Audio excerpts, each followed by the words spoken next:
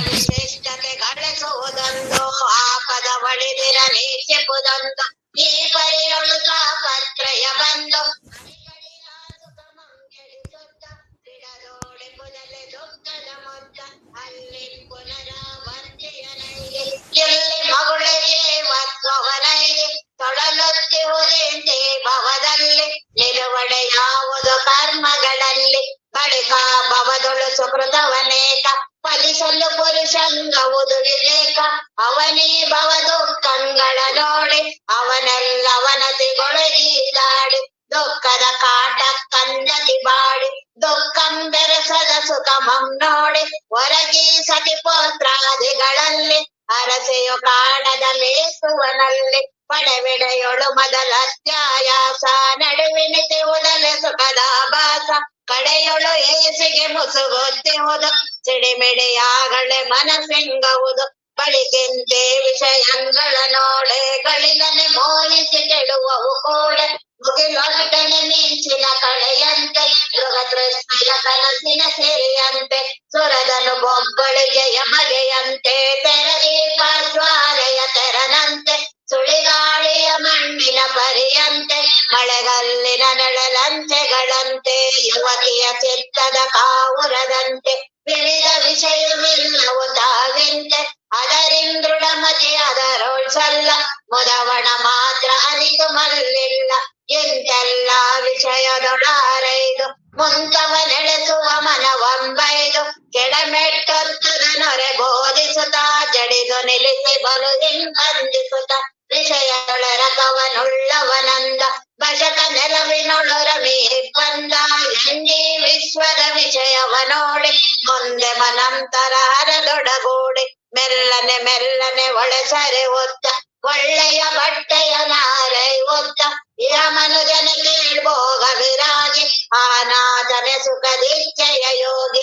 ವಿರತಿಗೆ ಬೀಜಂ ರೂಪಂ ಕಾರ್ಯ ಪರಿವಿಡಿದುಂಟವನರಿ ನಿಜ ಧೈರ್ಯ ಅಲ್ಲಿ ವಿಷಯ ದೋಷವನು ಹಿಪುದು ಬಲ್ಲನೆ ಕೇಳದು ಬೀಜವೆನಿಪುದು ಬಳಿಕ ವಿಷಯವನೊರೆ ತೊರೆದಿರುವುದು ತಿಳಿಯದು ರೂಪಂ ತಾನೆನಿಸುವುದು ಬಳಿಕವರಾಯ ವಾಸನೆಯಿಂದ ಗಳಿಲನೆ ಮನವೆಲ್ಲರಗಿದೊಡಂದ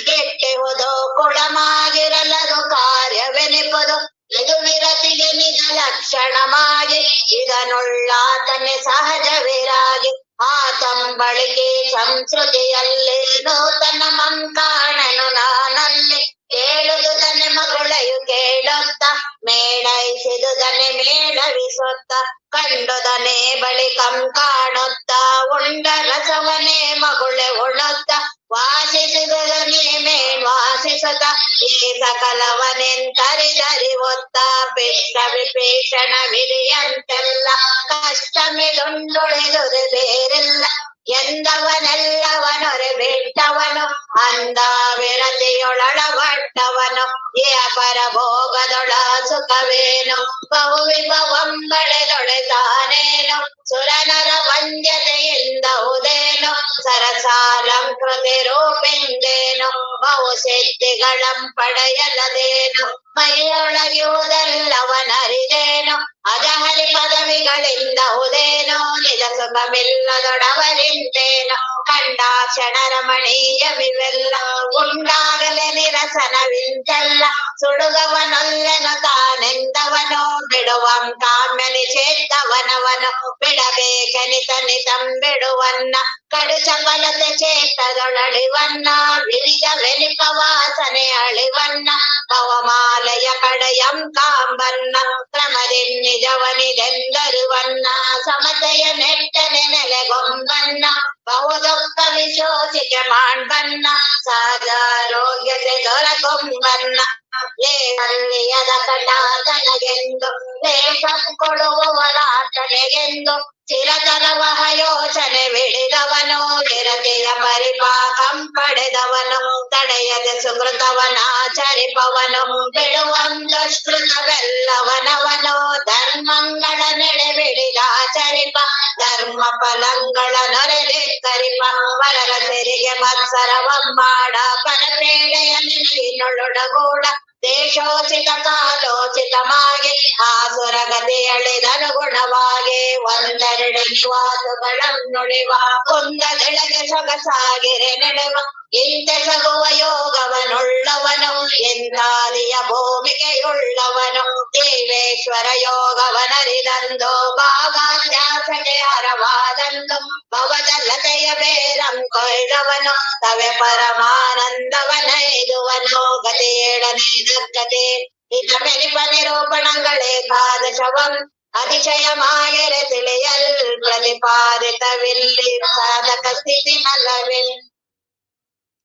ಗೋವಿಂದಂ ಭಜ ಗೋವಿಂದಂ ಭಜ ಗೋವಿಂದಂ ಭಜ ಮೂಢಮತೆ ಭಜ ಗೋವಿಂದಂ ಭಜ ಗೋವಿಂದಂ ಗೋವಿಂದಂ ಭಜ ಮೂಢಮತೆ ಸಂಪ್ರಾಪ್ತೆ ಸನ್ನಿಹಿತೆ ಕಾಲೆ ನಹಿ ನಹಿ ರಕ್ಷತಿ ಡೋಕ್ರಂ ಕರಣೆ ಗೋವಿಂದಂ ಭಜ ಗೋವಿಂದಂ ಭಜ ಗೋವಿಂದಂ ಭಜ ಮೂಢಮತೆ ಮೂಢ ಜೈದನಾಗಮ ತೃಷ್ಣ ಕುರು ಸರ್ವೋದ್ಯಂ ಮನಸೆ ವಿತೃಷ್ಣ ಎಲ್ಲ ಬಸೆ ನಿಜ ಕರ್ಮೋಪಾತ್ತಂ ನಿತ್ಯಂ ತೇನ ವಿನೋದಯ ಚಿತ್ತಂ ಗೋವಿಂದಂ ಭಜ ಗೋವಿಂದಂ ಭಜ ಗೋವಿಂದಂ ಭಜ ಮೂಢಮತೆ ನಾರಿ ಸ್ತನಭರನಾಭಿದೇಶಂ ದೃಷ್ಟ್ವಾ ಮಾಘಮೋಹಾವೇಶಂ ಏತನ್ಮಾಂಸವಸಾದಿ ವಿಕಾರಂ ಮನಸಿ ವಿಚಿಂತಯ ವಾರಂ ವಾರಂ ಗೋವಿಂದಂ ಭಜ ಗೋವಿಂದಂ ಭಜ ಗೋವಿಂದಂ ಭಜ ಮೂಢಮತೆ ನಳಿನಿ ದಲಗತ ಜಲಮತಿ ತರಲಂ ತದ್ವಜ್ಜೀವಿತಮತಿಶಯ ಸಫಲಂ ವೇತ್ತಿ ವ್ಯಾಧ ವಿಮಾನಗ್ರಸ್ತಂ ಲೋಕಂ ಶೋಕಃ ಸಂತ ಸಮಸ್ತಂ ಗೋವಿಂದಂ ಭಜ ಗೋವಿಂದಂ ಭಜ ಗೋವಿಂದಂ ಭಜ ಮೂಢಮತೆ ಯಾವದ್ವಿತ್ತೋಪಾರ್ಜನ ಸಕ್ತಃ ತಾವನ್ನಿಜ ಪರಿವಾರೋ ರಕ್ತಂ ಪಶ್ಚಾಜ್ಜೀವತಿ ಜರ್ಜರ ದೇಹೇ ವಾರ್ತಾಂ ಕೋಪಿ ನ ಪೃಚ್ಛತಿ ಗೇಹೇ ಗೋವಿಂದಂ ಭಜ ಗೋವಿಂದಂ ಭಜ ಗೋವಿಂದಂ ಭಜ ಮೂಢಮತೆ ಯಾವತ್ ಪವನೋ ನಿವಸತಿ ದೇಹೇ ತಾವತ್ ಪೃಚ್ಛತಿ ಕುಶಲಂ ಗೇಹೇ ಗತಿಮತಿ ವಾಯೌ ದೇಹಾಪಾಯೇ ಭಾರ್ಯಾ ಬಿಭ್ಯತಿ ತಸ್ಮಿನ್ ಕಾಯೇ ಗೋವಿಂದಂ ಭಜ ಗೋವಿಂದಂ ಭಜ ಗೋವಿಂದಂ ಭಜ ಮೂಢಮತೆ ಬಾಲಸ್ತಾವತ್ ಕ್ರೀಡಾಸಕ್ತಃ ತರುಣಸ್ತಾವತ್ ತರುಣೀಸಕ್ತಃ ವೃದ್ಧಸ್ತಾವತ್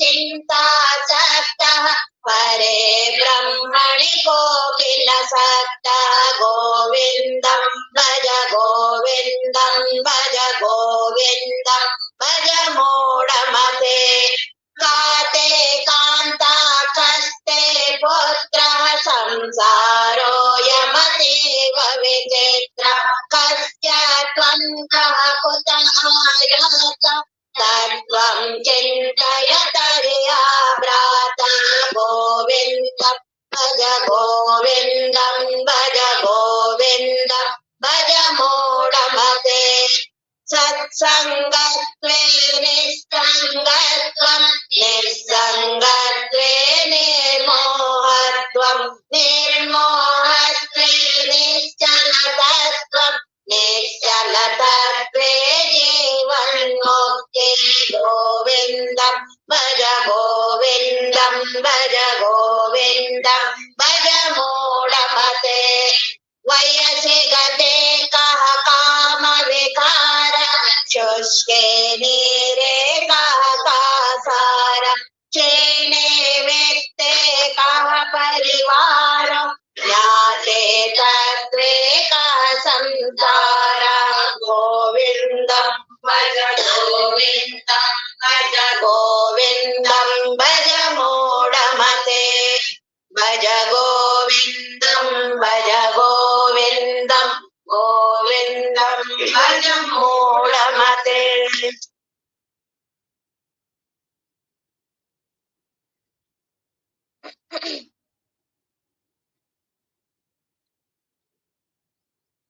ಯುಗ ಯುಗಾದಿ ಕಳೆದರೂ ಯುಗಾದಿ ಮರಳಿ ಬರುತ್ತಿದೆ.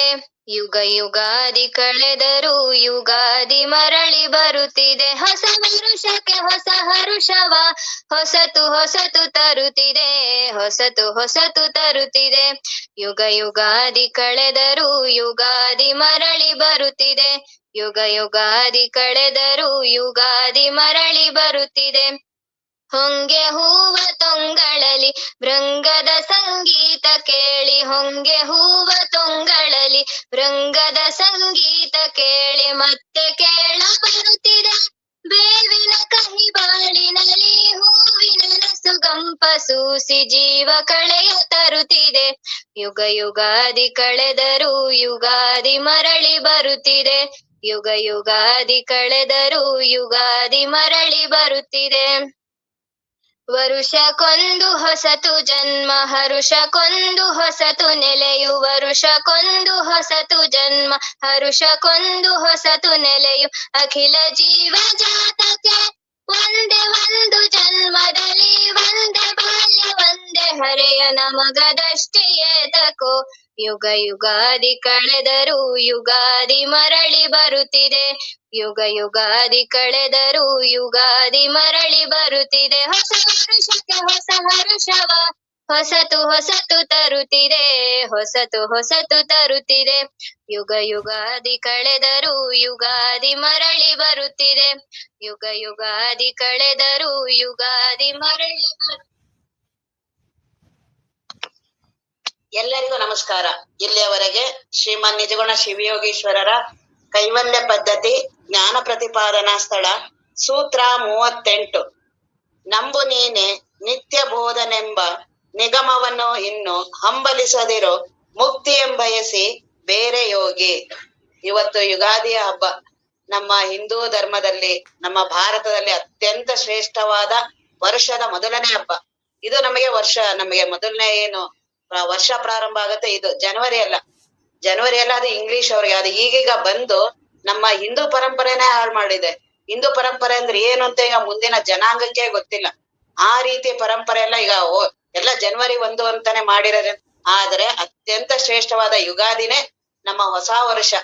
ಅದರಲ್ಲಿ ನಮ್ಮ ಹಿಂದೂ ಧರ್ಮದಲ್ಲಿ ಇವತ್ತು ಬೇಗ ಬೆಳಗ್ಗೆ ಎದ್ದು ಅಭ್ಯಂಜನ ಸ್ನಾನ, ಎಣ್ಣೆ ನೀರ್ ಸ್ನಾನ ಮಾಡಿ ಅದಕ್ಕೆ ಬೇವಿನ ಸೊಪ್ಪು ಹಾಕಿ, ಏನದು ನಮ್ಮ ಭಾರತೀಯ ಪರಂಪರೆ ಋಷಿಗಳು, ನಮ್ಮ ಪುರಾತನರು ಅತ್ಯಂತ ವೈಜ್ಞಾನಿಕವಾಗಿ, ಸುಮ್ನೆ ಏನೋ ಇದಾಗಿ ಮಾಡಿಲ್ಲ, ಅವನ್ನೆಲ್ಲ ವೈಜ್ಞಾನಿಕವಾಗಿ ಈ ಬೇಸಿಗೆಗೆ ಎಣ್ಣೆ ನೀರಿನ ಅವಶ್ಯಕತೆ, ತಂಪು ಬೇಕು, ಬಹಳ ಬಿಸಿಲಿನ ಇನ್ನು ಪ್ರಾರಂಭ ಅಲ್ಲ.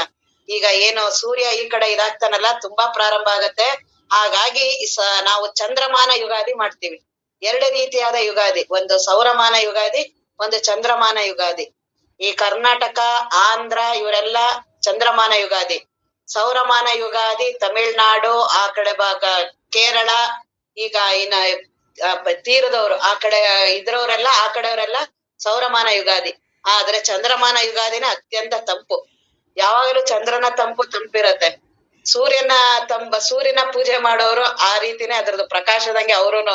ಆ ಬಿಸಿಲಲ್ಲಿ ಇರೋರಿಗೆ ನಾವೇ ನೋಡ್ತೀವಲ್ಲ, ಮಾತಾಡ್ಸಿದ್ರೆ ಸಾಕು ಬಿಸಿಲಲ್ಲಿ. ಆ ತಮಿಳ್ನಾಡವ್ರನ್ನಾಗ್ಲಿ ಯಾರನ್ನಾಗ್ಲಿ ಅವ್ರು ಸಾಮಾನ್ಯವಾಗಿ ತಂಪಾಗಿ ಮಾತಾಡೋರ್ನೇ ನೋಡಿಲ್ಲ ನಾವ್ ಅವ್ರನ್ನೆಲ್ಲ. ಅದೇ ಈ ಕಡೆ ತಂಪು ಇರೋ ಮೈಸೂರಾಗ್ಲಿ ಇವ್ರಾಗ್ಲಿ ಅವರೆಲ್ಲ ಮಾತು, ಅವ್ರ ಕಥೆಗಳು ಹೇಗಿರುತ್ತದೆಲ್ಲ. ಚಂದ್ರಮಾನ ಯುಗಾದಿ ಮನಸ್ಸಿಗೆ ಆಹ್ಲಾದವನ್ನ ಉಂಟು ಮಾಡುತ್ತೆ ನಮ್ಮ ಭಾರತ. ಅದಕ್ಕೆ ಅತ್ಯಂತ ಶ್ರೇಷ್ಠವಾದ ಹೊಸ ವರ್ಷದ ಈ ದಿನ. ಇಲ್ಲಿಯವರೆಗೂ ನಮ್ಮ ಬದುಕು ಏನಾಗಿರುತ್ತೆ ಅವನ್ನೆಲ್ಲ ಮರಿಬೇಕು ಅಂತ ಇವತ್ತೊಂದ್ ದಿನ ನಮ್ಮ ಸಿದ್ದೇಶ್ವರ ಸ್ವಾಮೀಜಿಯವರು ಸುತ್ತೂರಿಗೆ ಬಂದಿದ್ರು. 3 ತಿಂಗಳು ಏನೋ ಇರೋ ಸಮಯದಲ್ಲಿ ಸುತ್ತೂರಲ್ಲಿ ವಚನ ನಿರ್ವಚನ ಕೊನೆಗೆ ಅವರು 3 ತಿಂಗಳು ಇದ್ದು ಮುಗಿಸ್ಲೇಬೇಕು ಅಂತ ಈಗೇನ್ ಇಂಗ್ಲಿಷ್ ಅಲ್ಲಿ ಮೊನ್ನೆ ಬಿಡುಗಡೆ ಆಯ್ತಲ್ಲ, ಈಗ ಅದೇ ಆ ಗ್ರಂಥದ ಟ್ರಾನ್ಸ್ಲೇಷನ್ಗೆ ಅಂತಾನೆ ಬಂದಿದ್ರು 3 ತಿಂಗಳು. ಆಗ ಯುಗಾದಿ ಅವ್ರು ಇದ್ದಾಗ್ಲೇ ಬಂದಿದ್ದು. ಎಲ್ಲಾರು ಸತ್ಸಂಗದವ್ರು ಇವರೆಲ್ಲ ಹೋಗಿದ್ರು. ನಾವಂತೂ ಬೆಳಗ್ಗೆ ಹೋಗಂಗಿಲ್ಲ, ಹೆಂಗಸರು ಬರೋ ಹಾಗಿಲ್ವಲ್ಲ, ಹಾಗಾಗಿ ಎಲ್ಲ ಹೋಗಿದ್ರು. ಆಗ ಅಪ್ಪವ್ರು ಪ್ರತಿಯೊಬ್ರು ಮಾಡ್ಲೇಬೇಕು ರೀ ಯುಗಾದಿ ಹಬ್ಬ. ಯಾಕೆ ಮುಖ ಹಂಗೆ ಗಂಟ್ ಹಾಕೊಂಡಿರೋದು, ಏನ್ ಆಗ್ಬಿಟ್ಟಿದೆ ಅಂತದ್ದು. ಬೆಳಗ್ಗೆ ಎದ್ದು ನಿಮ್ ರೂಮಲ್ಲಿ ಮೊದ್ಲು ಒಂದ್ ಕನ್ನಡಿ ಹಾಕೊಳ್ಳಿ ಅಂತಿದ್ರು ಅಪ್ಪವ್ರು. ಆಕೆ ಎದ್ದ ತಕ್ಷಣ ಮುಖ ನೋಡಿ, ತುಂಬಾ ನಿಮ್ ಮುಖ ಕೆಟ್ಟದಾಗಿದೆ, ನಗುನ ಇಲ್ಲ ಅಂದ್ರೆ ವಾಪಸ್ ಹೊತ್ಕೊಂಡ್ ಮಲ್ಕೊಬಿಡಿ. ಏನ್ ಮಾಡಿದ್ರೆ ಎದ್ ಬರ್ಬೇಡಿ, ಎದ್ದು ಹೊರಗಡೆದೆಲ್ಲ ನಿಮ್ ಕಾಯಿಲೆನ ಅದನ್ನೆಲ್ಲ ಹರಡ್ಬೇಡಿ. ಹಾಗಾಗಿ ಯಾವಾಗ್ಲೂ ನಗು ಮುಖದಿಂದ ಹೊಸ ವರ್ಷ ಇಂದಿನದ್ ಇಲ್ಲಿವರೆಗೂ ಏನಾರು ಆಗಿರ್ಲಿ ಎಲ್ಲವನ್ನು ಮರಿ. ಏನು ಅಂತದ್ ಏನೂ ಆಗಿರಲ್ಲ. ನಾನ್ ಬಹಳ ತಲೆಗೆ ಹಾಕೊಂಡಿರ್ತೀವಿ, ಎಲ್ಲವನ್ನು ಮರಿ ಇವತ್ತಿಂದ ನಂದು ಹೊಸ ಜೀವನ. ಎಲ್ಲ ಅದನ್ನೇ ಇವಾಗ ಯುಗ ಯುಗಾದಿ ಕಳೆದರ ಹಾಡ್ ಹೇಳಿದ್ರಲ್ಲ ಅದ್ರಲ್ಲಿ ವರ್ಷಕ್ಕೊಂದು ಹೊಸತ ಜನ್ಮ ಇದು ಯಾವ ಅಪರೂಪಕ್ಕೆ ನಮಗೆ ಬಂದಿದೆ ಇವೆಲ್ಲ. ಒಂದೇ ಬಾಲ್ಯ ಒಂದೇ ಹರಿಯ ಬದುಕು ಅತ್ಯಂತ ಶ್ರೇಷ್ಠ. ನಾವ್ ಅದನ್ನ ಬಹಳವಾಗಿ ಹಾಗೆ ಹೀಗೆ ಹೇಗೆಗೋ ಕಳಿತೀವಿ. ಅದಕ್ಕೆ ಈ ಹಬ್ಬವನ್ನ ಬಹಳ ಸಂತೋಷವಾಗಿ ಬಹಳ ಉಲ್ಲಾಸ. ನಾವು ವೇದಾಂತ ಜ್ಞಾನ ಹಂಗೆಲ್ಲ ಕೇಳ್ತೀವಿ, ಇವೆಲ್ಲ ಅಂತವ್ರ ಮಾತ್ ಕೇಳ್ಬೇಡಿ ಅಂತಿದ್ರು. ಅವ್ ಕೆಲವು ಬುದ್ಧಿಜೀವಿಗಳು ಇದೆಲ್ಲ ನಂಬಿಕೆ ಅಲ್ಲ, ಮೂಢನಂಬಿಕೆ ಅಂತವ್ರ ಹತ್ರ ಹೋಗ್ಲೇಬೇಡಿ ಅಂತ. ಅಕಸ್ಮಾತ್ ಅಂತವ್ನ ಮನೇಲಿದ್ರು ಅವ್ರ ಮನೆಯವರೆಲ್ಲ ಅಂತಾರೆ ಮೊದ್ಲು ಹೊರಗಡೆ ಹೋಗೋದು. ಅವನ್ ಎಲ್ಲದಕ್ಕೂ ಅಂತಿರ್ತಾನಂತೆ, ಇದ್ರಿಂದ ಏನಾಗತ್ತೆ, ಈ ಪೂಜೆ ಮಾಡೋದೇನಾಗತ್ತೆ, ಇದ್ರೆಲ್ಲ ಏನ್ ಹಬ್ಬ ಮಾಡಿದ್ರೆ ಹಿಂಗಾಗತ್ತಾ. ಅವಾಗ ಅವ್ರ ಮನೆಯವರೆಲ್ಲ ಅಂತಾರಂತೆ ಮೊದ್ಲು ನೀನ್ ಹೊರಗಡೆ ಹೋಗ, ಅಲ್ಲೆಲ್ಲಾರು ದೇವಸ್ಥಾನದಲ್ಲೆಲ್ಲ ಕೂತ್ಕೊಂಡು ಊಟ ಟೈಮ್ ಬರುವಂತೆ ಮನೆಯಿಂದ ಹೋಗು. ಹಿಂದೂ ಧರ್ಮ ಎಲ್ಲ ಉಳಿದಿರೋದು ನಮ್ಮ ಹಬ್ಬದಿಂದ. ಅದ್ರಲ್ಲೂ ಎಲ್ಲಾ ಮಹಿಳೆ ಎಲ್ಲಾ ಸ್ತ್ರೀಯರು ಇವರೆಲ್ಲಾರು ಮಾಡೋದ್ರಿಂದ ಹಿಂದೂ ಧರ್ಮ ಇನ್ನೂವರೆಗೂ ಉಳ್ಕೊಂಡ್ ಬಂದಿದೆ. ಇಲ್ಲಾಂದ್ರೆ ಹಿಂದೂ ಧರ್ಮ ಅದನ್ನ ಕಾಪಾಡೋದು ಹೇಗೆ? ಹಿಂದೂ ಧರ್ಮದ ಪದ್ಧತಿಗಳು ಎಲ್ಲವೂ ಉಳಿದಿರೋದು ಹಬ್ಬಗಳಿಂದ. ಇದೆಲ್ಲಾ ಹೇಳಿದ್ದು ನಮ್ಮ ಅಪ್ಪವ್ರು. ಮತ್ ಅದನ್ನ ಪಾಲಿಸ್ಬೇಕು ಅಂತ ಹೇಳೋದು.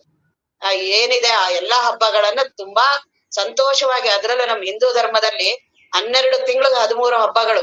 ಅಂದ್ರೆ ಪ್ರತಿ ಹಬ್ಬಗಳನ್ನು ಸಂತೋಷದಿಂದ ಹಬ್ಬ ಮಾಡೋದು, ಉಲ್ಲಾಸದಿಂದ. ಮತ್ತೆ ಎಲ್ಲಾರು ಹೊಸ ವರ್ಷದ ದಿನ ಹೊಸ ಬಟ್ಟೆನ ಹಾಕೋಬೇಕು ಅಂದ್ರು.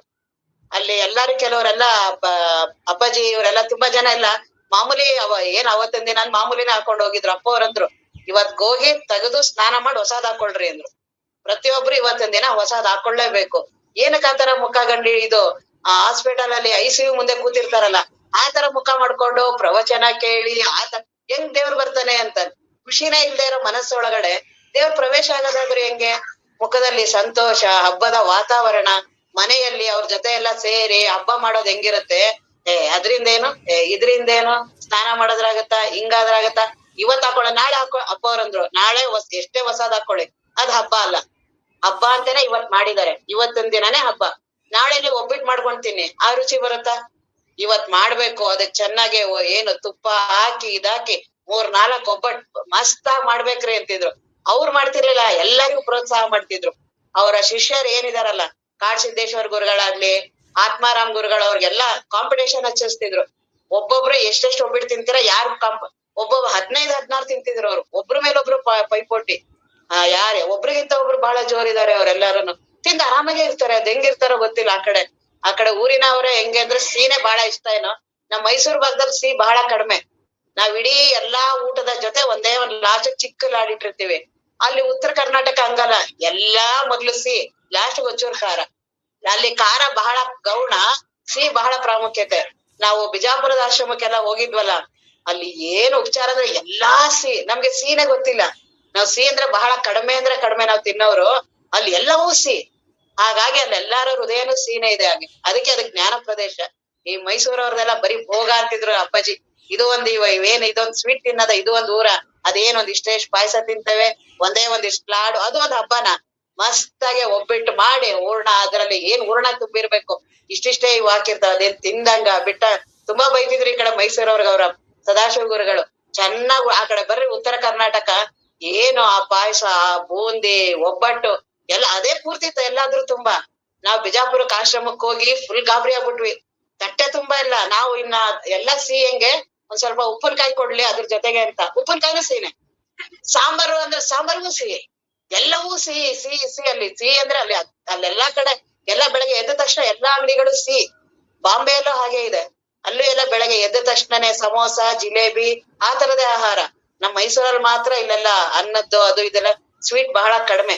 ಹಾಗಾಗಿ ಅಪ್ಪವ್ರು ಹೂರ್ಣ ಒಬ್ಬಿಟ್ಟು ಮಾಡ್ಲೇಬೇಕ್ರಿ. ಇವತ್ತಿನ ದಿನ ಒಬ್ಬಿಟ್ಟು ಮಾಡಿ ಹೊಸ ಬಟ್ಟೆ ಹಾಕೊಂಡು ಎಣ್ಣೆ ನೀರ್ ಸ್ನಾನ ಮಾಡಿ ಬಾಗ್ಲಿಗೆಲ್ಲ ತೋರಣ ಕಟ್ಟಿ ಹಬ್ಬ ಮಾಡ್ಬೇಕು ಅಂತ ಕಂಪಲ್ಸರಿಯಾಗಿ ಎಲ್ಲಾರ್ಗು ಹೇಳಿದ್ರು. ಅದ್ರಲ್ಲಿ ಸಿಂಚನ 1-2-3 ಜನ ಮಾತ್ರ ಹೊಸಾದ್ ಹಾಕೊಂಡಿದ್ರು ಬಟ್ಟೆ. ಎಲ್ಲಾ ಬಾಕಿಯವ್ರಿಗೆಲ್ಲ ಹೇಳಿದ್ರು ಇನ್ಯಾರು ಬೇರೆ ಕಲರ್ ಹಾಕಿದ್ರು, ಕಪ್ ಕಲರ್ ಏನೋ ಹಾಕಿದ್ರು. ಹೋಗ್ ತೆಗಿರಿ ಅದನ್ನ ಅಂದ್ರು. ಹಬ್ಬದ ದಿನ ಆ ತರದ್ ಕಲರ್ದೆಲ್ಲ ಹಾಕ್ಬಾರ್ದು, ಶುಭ್ರವಾಗಿ ಒಳ್ಳೆ ಮತ್ ಇವತ್ತೇ ಹಾಕೋಬೇಕು, ನಾಳೆ ಹಾಕೋತೀನಿ ಅಂತ ಅಲ್ಲ. ಬೆಳಗ್ಗೆ ಎದ್ದು ಈ ರೀತಿ ಹಬ್ಬ ಮಾಡ್ಲೇಬೇಕು ಅಂತ. ಯಾಕೆಂದ್ರೆ ಹಿಂದೂ ಧರ್ಮ ಇರೋದೇ ಅದ್ರ ಮೇಲೆ. ಮತ್ ಬಹಳ ಸಂತೋಷ ಕೊಡುತ್ತೆ. ಇದನ್ನೇ ನೀವು ನಾಳೆ ಮಾಡಿದ್ರೆ ಸಂತೋಷ ಇರತ್ತ? ಹಾಗಾಗಿ ಬಹಳ ನಮ್ಮ ಪುರಾತನ ಹಿಂದೂ ಧರ್ಮ ಬಹಳ ಅತ್ಯಂತ ಶ್ರೇಷ್ಠ, ಬಹಳ ಪವಿತ್ರವಾಗಿ ವೈಜ್ಞಾನಿಕವಾಗಿ ಮಾಡಿದ್ದಾರೆ. ಅದೇನೋ ಅಂಧಶ್ರದ್ಧೆ ಅವೆಲ್ಲ ಇವು ಬುದ್ಧಿಜೀವಿಗಳು ಅಂತೆ, ಅವು ಬುದ್ಧಿ ಇದಾರ ಅಂತವ್ರ ಮಾತ್ ಕೇಳ್ಬಾರ್ದು ಅಂತಿದ್ರು. ಕೇಳ್ಬಿಡ್ರಿ ಅಂತವ್ರದೆಲ್ಲ.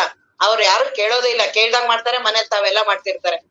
ಇದರಿಂದ ಮಾಡಿದ್ರೆ ಏನಾಯ್ತು, ಅದ್ರಿಂದ ಏನ್ ಮಾಡೋದು, ಅವೆಲ್ಲ ಮನೇಲಿ ಮಾಡ್ಲೇಬೇಕು. ಪೂಜೆ ಪುನಸ್ಕಾರ, ನಿನಗೆಲ್ಲಾ ಮೋಹ ಮಮಕಾರ ಎಲ್ಲವೂ ಇದೆ ತಾನೆ. ಹೆಂಡ್ತಿದಿದೆ, ಮಕ್ಳದಿದೆ, ದುಡ್ಡಂದಿದೆ, ಎಲ್ಲವೂ ಇದೆ. ಅವುಗಳ ಯಾವುದು ನಿನ್ ಮೂಢನಂಬಿಕೆಗಳಲ್ಲ, ಇವೆಲ್ಲ ಮೂಢನಂಬಿಕೆಗಳು. ಹಾಗಾಗಿ ಆತರ ತಪ್ಪು ಹೋಗ್ಬಾರ್ದು. ನಮ್ಮ ಅಪ್ಪವ್ರೆಲ್ಲ ಏನ್ ಹೇಳಿದಾರಲ್ಲ ಅದನ್ನ ಪಾಲಿಸೋದು.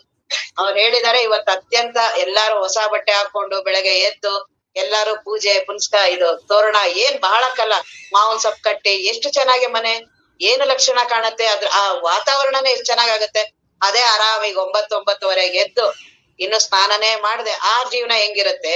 ಬೆಳಗ್ಗೆನೆ ಬೇಗ ಎದ್ದು ಎಣ್ಣೆ ನೀರ್ ಸ್ನಾನ ಮಾಡಿ ಪೂಜೆ ಮಾಡಿ ಆ ಮನಸ್ಸು ಹೇಗಿರತ್ತೆ. ಇವತ್ತೆಲ್ಲರಿಗೂ ಬೇವು ಬೆಲ್ಲ ಕೊಡ್ತೇವೆ. ಈ ಬೇವು ಬೆಲ್ಲ ಇವತ್ತು ನಾವು ನೀವು ಎಷ್ಟೇ ನಮ್ಮಲ್ಲಿ ಅಪ್ಪವ್ರು ಹೇಳಿದ್ರು, ನಿಮ್ಗೆ ಯಾರು ಆಗಲ್ವೋ ಅವ್ರ ಮನೆಗ್ ನೀವೇ ಹೋಗ್ರಿ ಅಂತ ಹೇಳಿ. ಆದ್ರೂ ಅದು ಒಂದ್ ಇನ್ನೂ ಪಾಲಿಸಿಲ್ಲ ನಾವ್ ಅದನ್ನ. ಅಪ್ಪವ್ರೊಬ್ರು ಮನೆಗ್ ಹೋಗಿ ಅಂತ ಹೇಳಿದಾರ ಅದನ್ನ. ಒಬ್ರು ಹೊಸ ಮನೆ ಕಟ್ಟಿದ್ರು, ಅವರೇ ನಮಗ್ ಕರ್ದಿಲ್ಲ. ಅಪ್ಪವ್ರು ನಮಗೆ ಎಷ್ಟು ರೀತಿಯಾಗಿ ಬದಲಾವಣೆ ಮಾಡ್ತಾರೆ ಅಂದ್ರೆ ಬಹಳ ಅದು ಗುರುಕರಣ, ಅದ್ ಗೊತ್ತಾಗೋದಿಲ್ಲ. ಅವ್ರು ನಮಗ್ ಅದನ್ನ ಹೇಳಿದ್ರು, ನೀವೇ ಹೋಗಿ. ಅವ್ರು ಕರ್ದಿಲ್ಲ ಅಂತ ನಾವ್ ಹೆಂಗ್ ಹೇಳೋದ್ ಅಪ್ಪವ್ರ ಮುಂದೆ. ಅಪ್ಪವ್ರು ಹೋಗಿದ್ರ ಆ ಮನೆಗೆ ಅಂದ್ರು. ಇಲ್ಲ ಅಪ್ಪ ಹೋಗಿಲ್ಲ, ಬಹಳ ಚೆನ್ನಾಗ್ ಕಟ್ಟಿದಾರೆ, ನೀವ್ ಹೋಗ್ಬೇಕು ಅವಶ್ಯವಾಗಿ ಅಂತ. ಇನ್ನು ಹೋಗಿಲ್ಲ, ಅದು ಹೋಗ್ಲೇಬೇಕಾದ್ರೆ ಅಪ್ಪವ್ರು ಹೇಳಿದಾರೆ ಅಂದ್ಮೇಲೆ ಹೋಗ್ಬೇಕು. ಅದಕ್ಕೆ ಇಲ್ಲಿವರೆಗೂ ನಮ್ಮ ಯಾವ ರಾಗ ದ್ವೇಷಗಳಾಗ್ಲಿ, ಯಾರ ಜೊತೆ ಏನೇ ಇದ್ರು ಅವನ್ನೆಲ್ಲ ಇವತ್ತು ಬಿಡ್ಬೇಕು. ಎಷ್ಟು ದಿನ ಇರ್ತೀವಿ ಅಂತ ಯಾಕೆ ಅಷ್ಟೊಂದು ರಾಗ ದ್ವೇಷಗಳು? ಹೋಗ್ಬೇಕಾದ್ರೆ ಯಾಕೆ ಅಷ್ಟೊಂದೆಲ್ಲ ದುಃಖಿತನಾಗಿ ಯಾಕಾರು ಜೀವನ ನಮ್ಗೆ ಯಾಕೆ ಹೋಗೋದು ಅಂತ ಗುರುಗಳು ಇಂತ ಸತ್ಸಂಗ ಪ್ರವಚನವನ್ನೆಲ್ಲ ಸಿಕ್ಕಿದೆ. ಬಹಳ ಆನಂದವಾಗಿ ನಮ್ಮನ್ನ ನೋಡಿ ಬೇರೆಯವ್ರಿಗೆ ಅನಿಸ್ಬೇಕು, ನಾವು ಹೋಗ್ಬೇಕಪ್ಪ. ಎಲ್ಲೋಗಿ ಇವ್ರು ಇಷ್ಟೊಂದು ಖುಷಿಯಾಗಿದಾರಲ್ಲ, ಯಾರ್ ಸಹವಾಸ ಮಾಡಿದಾರ, ಯಾವ್ದನ್ ಕೇಳಿ ಇವ್ರು ಇಷ್ಟ ಆರಾಮಿದಾರಲ್ಲ ಅನ್ಬೇಕು. ನಮ್ಮನ್ ನೋಡಿ ಅವ್ರ ಮನೆಯವರೆಲ್ಲ ಅದೇನು ಅಂತ ಹೋಗುತ್ತ ಪ್ರವಚನಕ್ಕೆ, ಹಿಂಗ ಮುಖ ಇರೋದು, ಹಿಂಗ ನಡ್ಕೊಳ್ಳೋದು. ಅವ್ರ ಮನೆಯವರೆಲ್ಲ ಹಂಗೆ ಬೈತಿರ್ತಾರೆ.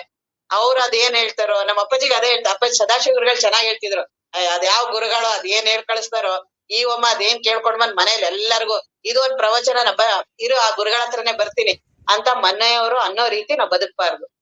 ಮನೆಯವರು ಅವ್ರು ಹೇಳೋದ್ ಕರೆಕ್ಟ್ ಆಗಿದೆ, ನೀವು ಸತ್ಸಂಗದವ್ರು ಹಿಂಗ ಮಾಡೋದು ಅಂದ್ರೆ ಕರೆಕ್ಟ್ ಅಲ್ಲ, ನಾವ್ ಹಾಗ್ ಮಾಡ್ಬಾರ್ದಲ್ಲ. ಅವ್ರು ಹೇಳೋದ್ ಕರೆಕ್ಟ್ ಇದೆ, ನಾವೇನಂತೀವಿ, ಇಲ್ಲ ನೀನ್ ಸರಿ ಇದೀರೆ, ನಾನ್ಯಾಕೆ ಹಿಂಗ್ ಮಾಡ್ತಿದ್ದೆ. ಮತ್ ಪ್ರವಚನ ಕೇಳಿ ಪ್ರಯೋಜನ. ಪ್ರವಚನ ಸತ್ಸಂಗ ಎಲ್ಲವನ್ನ ಕೇಳಿರೋರು ಎಲ್ಲರಿಗಿಂತ ಒಂದ್ ಸ್ವಲ್ಪ ಪ್ರತ್ಯೇಕತೆ ಆಗ್ಬೇಕಲ್ಲ.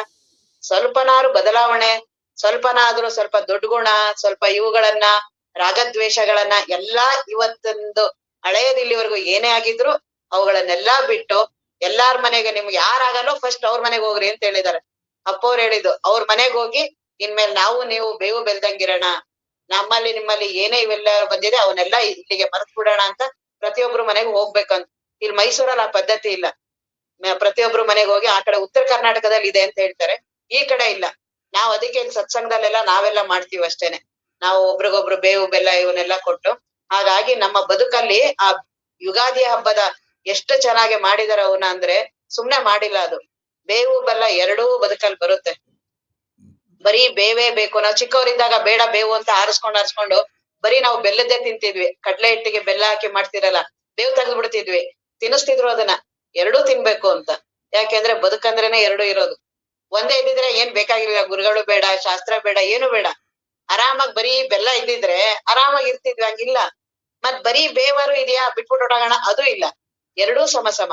ಅವು ಬದುಕಲ್ ಆಗ್ತಾನೆ ಇರತ್ತೆ. ಕ್ಷಣ ಅಪರೂಪ. ಕೆಲವು ಸಣ್ಣದಾಗ್ತಿರತ್ತೆ, ಮರ್ತೋಗ್ಬಿಡ್ತಿರತ್ತೆ. ಕೆಲವು ದೊಡ್ಡದಾಗ್ತಿರತ್ತೆ, ದೊಡ್ಡ ಘಟನೆಗಳು ಅವೆಲ್ಲವೂ ಬರುತ್ತೆ. ಆದ್ರೆ ಈ ಸತ್ಸಂಗ, ಗುರುಗಳು, ಮಹಾತ್ಮರ ಇವರನ್ನೆಲ್ಲ ಆಶ್ರಯದಲ್ಲಿ ಇದ್ರೆ ಒಂದು ಕೃಪಾಛತ್ರ. ಗುರುವಿನ ಆಶ್ರಯದಲ್ಲಿ ಯಾರಿರ್ತಾರೆ, ಸತ್ಸಂಗದ ಆಶ್ರಯದಲ್ಲಿ ಯಾರಿರ್ತಾರೆ, ಅವ್ರಿಗೆ ಯಾವುದು ಬಹಳ ದೊಡ್ಡ ತಾಪ ಆಗಲ್ಲ. ಈಗ ನಮಗೆ ಸದಾಶಿವ ಗುರುಗಳು ಹೋದ್ರು, ಅದರಷ್ಟು ದೊಡ್ಡದು ಯಾವುದೂ ಅಲ್ಲ. ನಮಗ್ ಬಹಳ, ನಾವು ಅವ್ರನ್ನ ಬಿಟ್ಟು ನಮಗ್ ಬದುಕೇ ಗೊತ್ತಿರ್ಲಿಲ್ಲ ಅಂದವ್ರು. ಇಲ್ಲಿವರೆಗೂ ಬೆಳಗ್ಗೆ ಎದ್ರೆ ಮಾಡಿದ್ರೆ ರಾತ್ರಿ ಅವ್ರದ್ದೇ ಆಗ್ತಿತ್ತು. ಸಡನ್ ಆಗಿ ಹಿಂಗ ಮರೆ ಆಗ್ತಾರೆ ಅಂತಂದ್ರೆ ಅದು ಕಲ್ಪನೆ ಮಾಡಕ್ ಆಗಲ್ಲ. ಮೊದ್ಲೇ ಏನೋ ಊಹೆ ಇದ್ರೆ, ಇಷ್ಟು ವಯಸ್ಸಾಗಿದೆ, ಕಾಯಿಲೆ ಬಿದ್ದಿದ್ದಾರೆ, ಹಿಂಗ ಆಗ್ತಾರೆ ಅಂತೆಲ್ಲಾ ಗೊತ್ತಿದ್ರೆ ಅದೇನು ಅನ್ಸಲ್ಲ. ಸಡನ್ ಆಗಿ ಹಿಂಗ ಆಗ್ಬಿಟ್ರೆ ಏನ್ ಮಾಡೋದಾಗ ಬಹಳ ಗಾಬರಿ ಆಗ್ಬಿಡತ್ತೆ. ಆದ್ರೆ ಸತ್ಸಂಗ, ಗುರುಗಳು ಅವೆಲ್ಲ ಇದ್ರೆ 1-2 ದಿನ ಆತರ ಮನಸ್ಸು ಒಯ್ದಾಡತ್ತೆ. ತಿರ್ಗಾ ಪುನಃ ವಾಪಸ್ ಅದೇ ಸ್ಥಿತಿ ಕರ್ಕೊಂಡ್ ಬರುತ್ತೆ. ಅದೇ ಸತ್ಸಂಗ ಗುರುಗಳು ಎಲ್ಲ ಇರ್ಲಿಲ್ಲ ಅಂದ್ರೆ ಬಹಳ ದುಃಖಿಯಾಗಿ ಮಾನಸಿಕ ರೋಗಿಯಾಗಿ ಹೊರಟೋಗ್ತೀವಿ. ಹಾಗಾಗಿ ಸತ್ಸಂಗವನ್ನ ಪ್ರಾಣ ಹೋಗೋವರೆಗೂ ಮಾಡ್ಬೇಕು. ಅದು ನನಗೆ ಇಚ್ಛೆ ಇದ್ರೆ ಸಿಕ್ಕೇ ಸಿಗತ್ತೆ. ಅಲ್ಲೇ ನಾನು ಎಲ್ಲಿರ್ತೀನಿ ಅಲ್ಲೇ ಸಿಗತ್ತೆ. ಅಲ್ಲೇ ಗುರುಗಳು ವಾತಾವರಣ ಮಾಡ್ತಾರೆ. ನನಗ್ ಮಾತ್ರ ಅದ್ ಇಚ್ಛೆ ಮಾತ್ರ ಯಾವಾಗ್ಲೂ ಕಳ್ಕೊಬಾರ್ದು. ಯಾವಾಗ್ಲೂ ಸತ್ಸಂಗ, ಗುರುಗಳ ಮಾತುಗಳು, ಗುರುಗಳ ಸನ್ನಿಧಾನ, ಇಲ್ಲ ಅಂದ್ರೆ ಯಾವ್ದು ಸಿಕ್ಲಿಲ್ಲ, ಕೊನೆಗ್ ತಾನೇ ಯಾವ್ದಾದ್ರು ಮಹಾತ್ಮರ ಚರಿತ್ರೆಯನ್ನ ಓದೋದು, ಇವುಗಳೆಲ್ಲ ಮನಸ್ಸಿನ ಮಾಲಿನ್ಯವನ್ನ ಕಡಿಮೆ ಮಾಡುತ್ತೆ, ಮನಸ್ಸಿನ ದುಃಖಗಳನ್ನ ಕಡಿಮೆ ಮಾಡುತ್ತೆ. ಸುಮ್ನೆ ಅಷ್ಟು ಸುಲಭ ಅಲ್ಲ ಆತ್ಮಜ್ಞಾನ. ಹೇಳ್ಬೇಕಾರೆ ಮಾಡ್ಬೇಕಾರಲ್ಲ ನಾನೇ ಆತ್ಮ ಇದೀನಿ, ಹಂಗಿದೀನಿ, ಆತ್ಮ ಎಲ್ಲಾ ಸರಿ, ಪಟ ಬಹಳ ಜೋರಾಗೆ ಮೇಲಕ್ಕೆ ಹಾರತ್ತೆ ಗಾಳಿ ಇದೆ ಅಂತ, ಆದ್ರೆ ಅದ್ರದ್ದು ಬಾಲ ಇಲ್ಲಿ ಕೆಳಗಡೆ ಇಟ್ಕೊಂಡಿರ್ತಾನಲ್ಲ ಅವನ ಹತ್ರ ಇದೆ. ಹಾಗೆ ನಮ್ಮ ಭಾವ ಬಂಧನ ಒಳಗಡೆ ಇದೆಯಲ್ಲ, ತುಂಬಾ ಹೊರಗಡೆ ಎಲ್ಲ ಮಾತಾಡ್ತಾ ಇರೋ ನಾನ್ ಅಲ್ಲ, ಈ ದೇಹ ಅಲ್ಲ, ಅದಲ್ಲ ಇದಲ್ಲ, ಒಳಗಡೆ ಅದ್ ಬಹಳ ಎಳಿತಿರತ್ತೆ. ದೇಹ ಭಾವ, ಗಂಡಂದು, ಹೆಂಡತಿದು, ದುಡ್ಡೊಂದು, ಅವು ಅಷ್ಟು ಸುಲಭ ಅಲ್ಲ. ಅವೆಲ್ಲವೂ ಆತ್ಮಜ್ಞಾನ ಒಂದ್ರಿಂದಾನೇ ಹೋಗೋದು. ಬೇರೆ ಅದು ಇದಂತರ ಬ್ರಹ್ಮ ರಾಕ್ಷಸ ಅಂತ, ಆ ರೀತಿ ಅದು. ಸುಮ್ನೆ ಈ ಸಣ್ಣ ಸಣ್ಣ ಮಂತ್ರಗಳಿಗೆಲ್ಲ ಹೋಗಂತದಲ್ಲ ಅದು.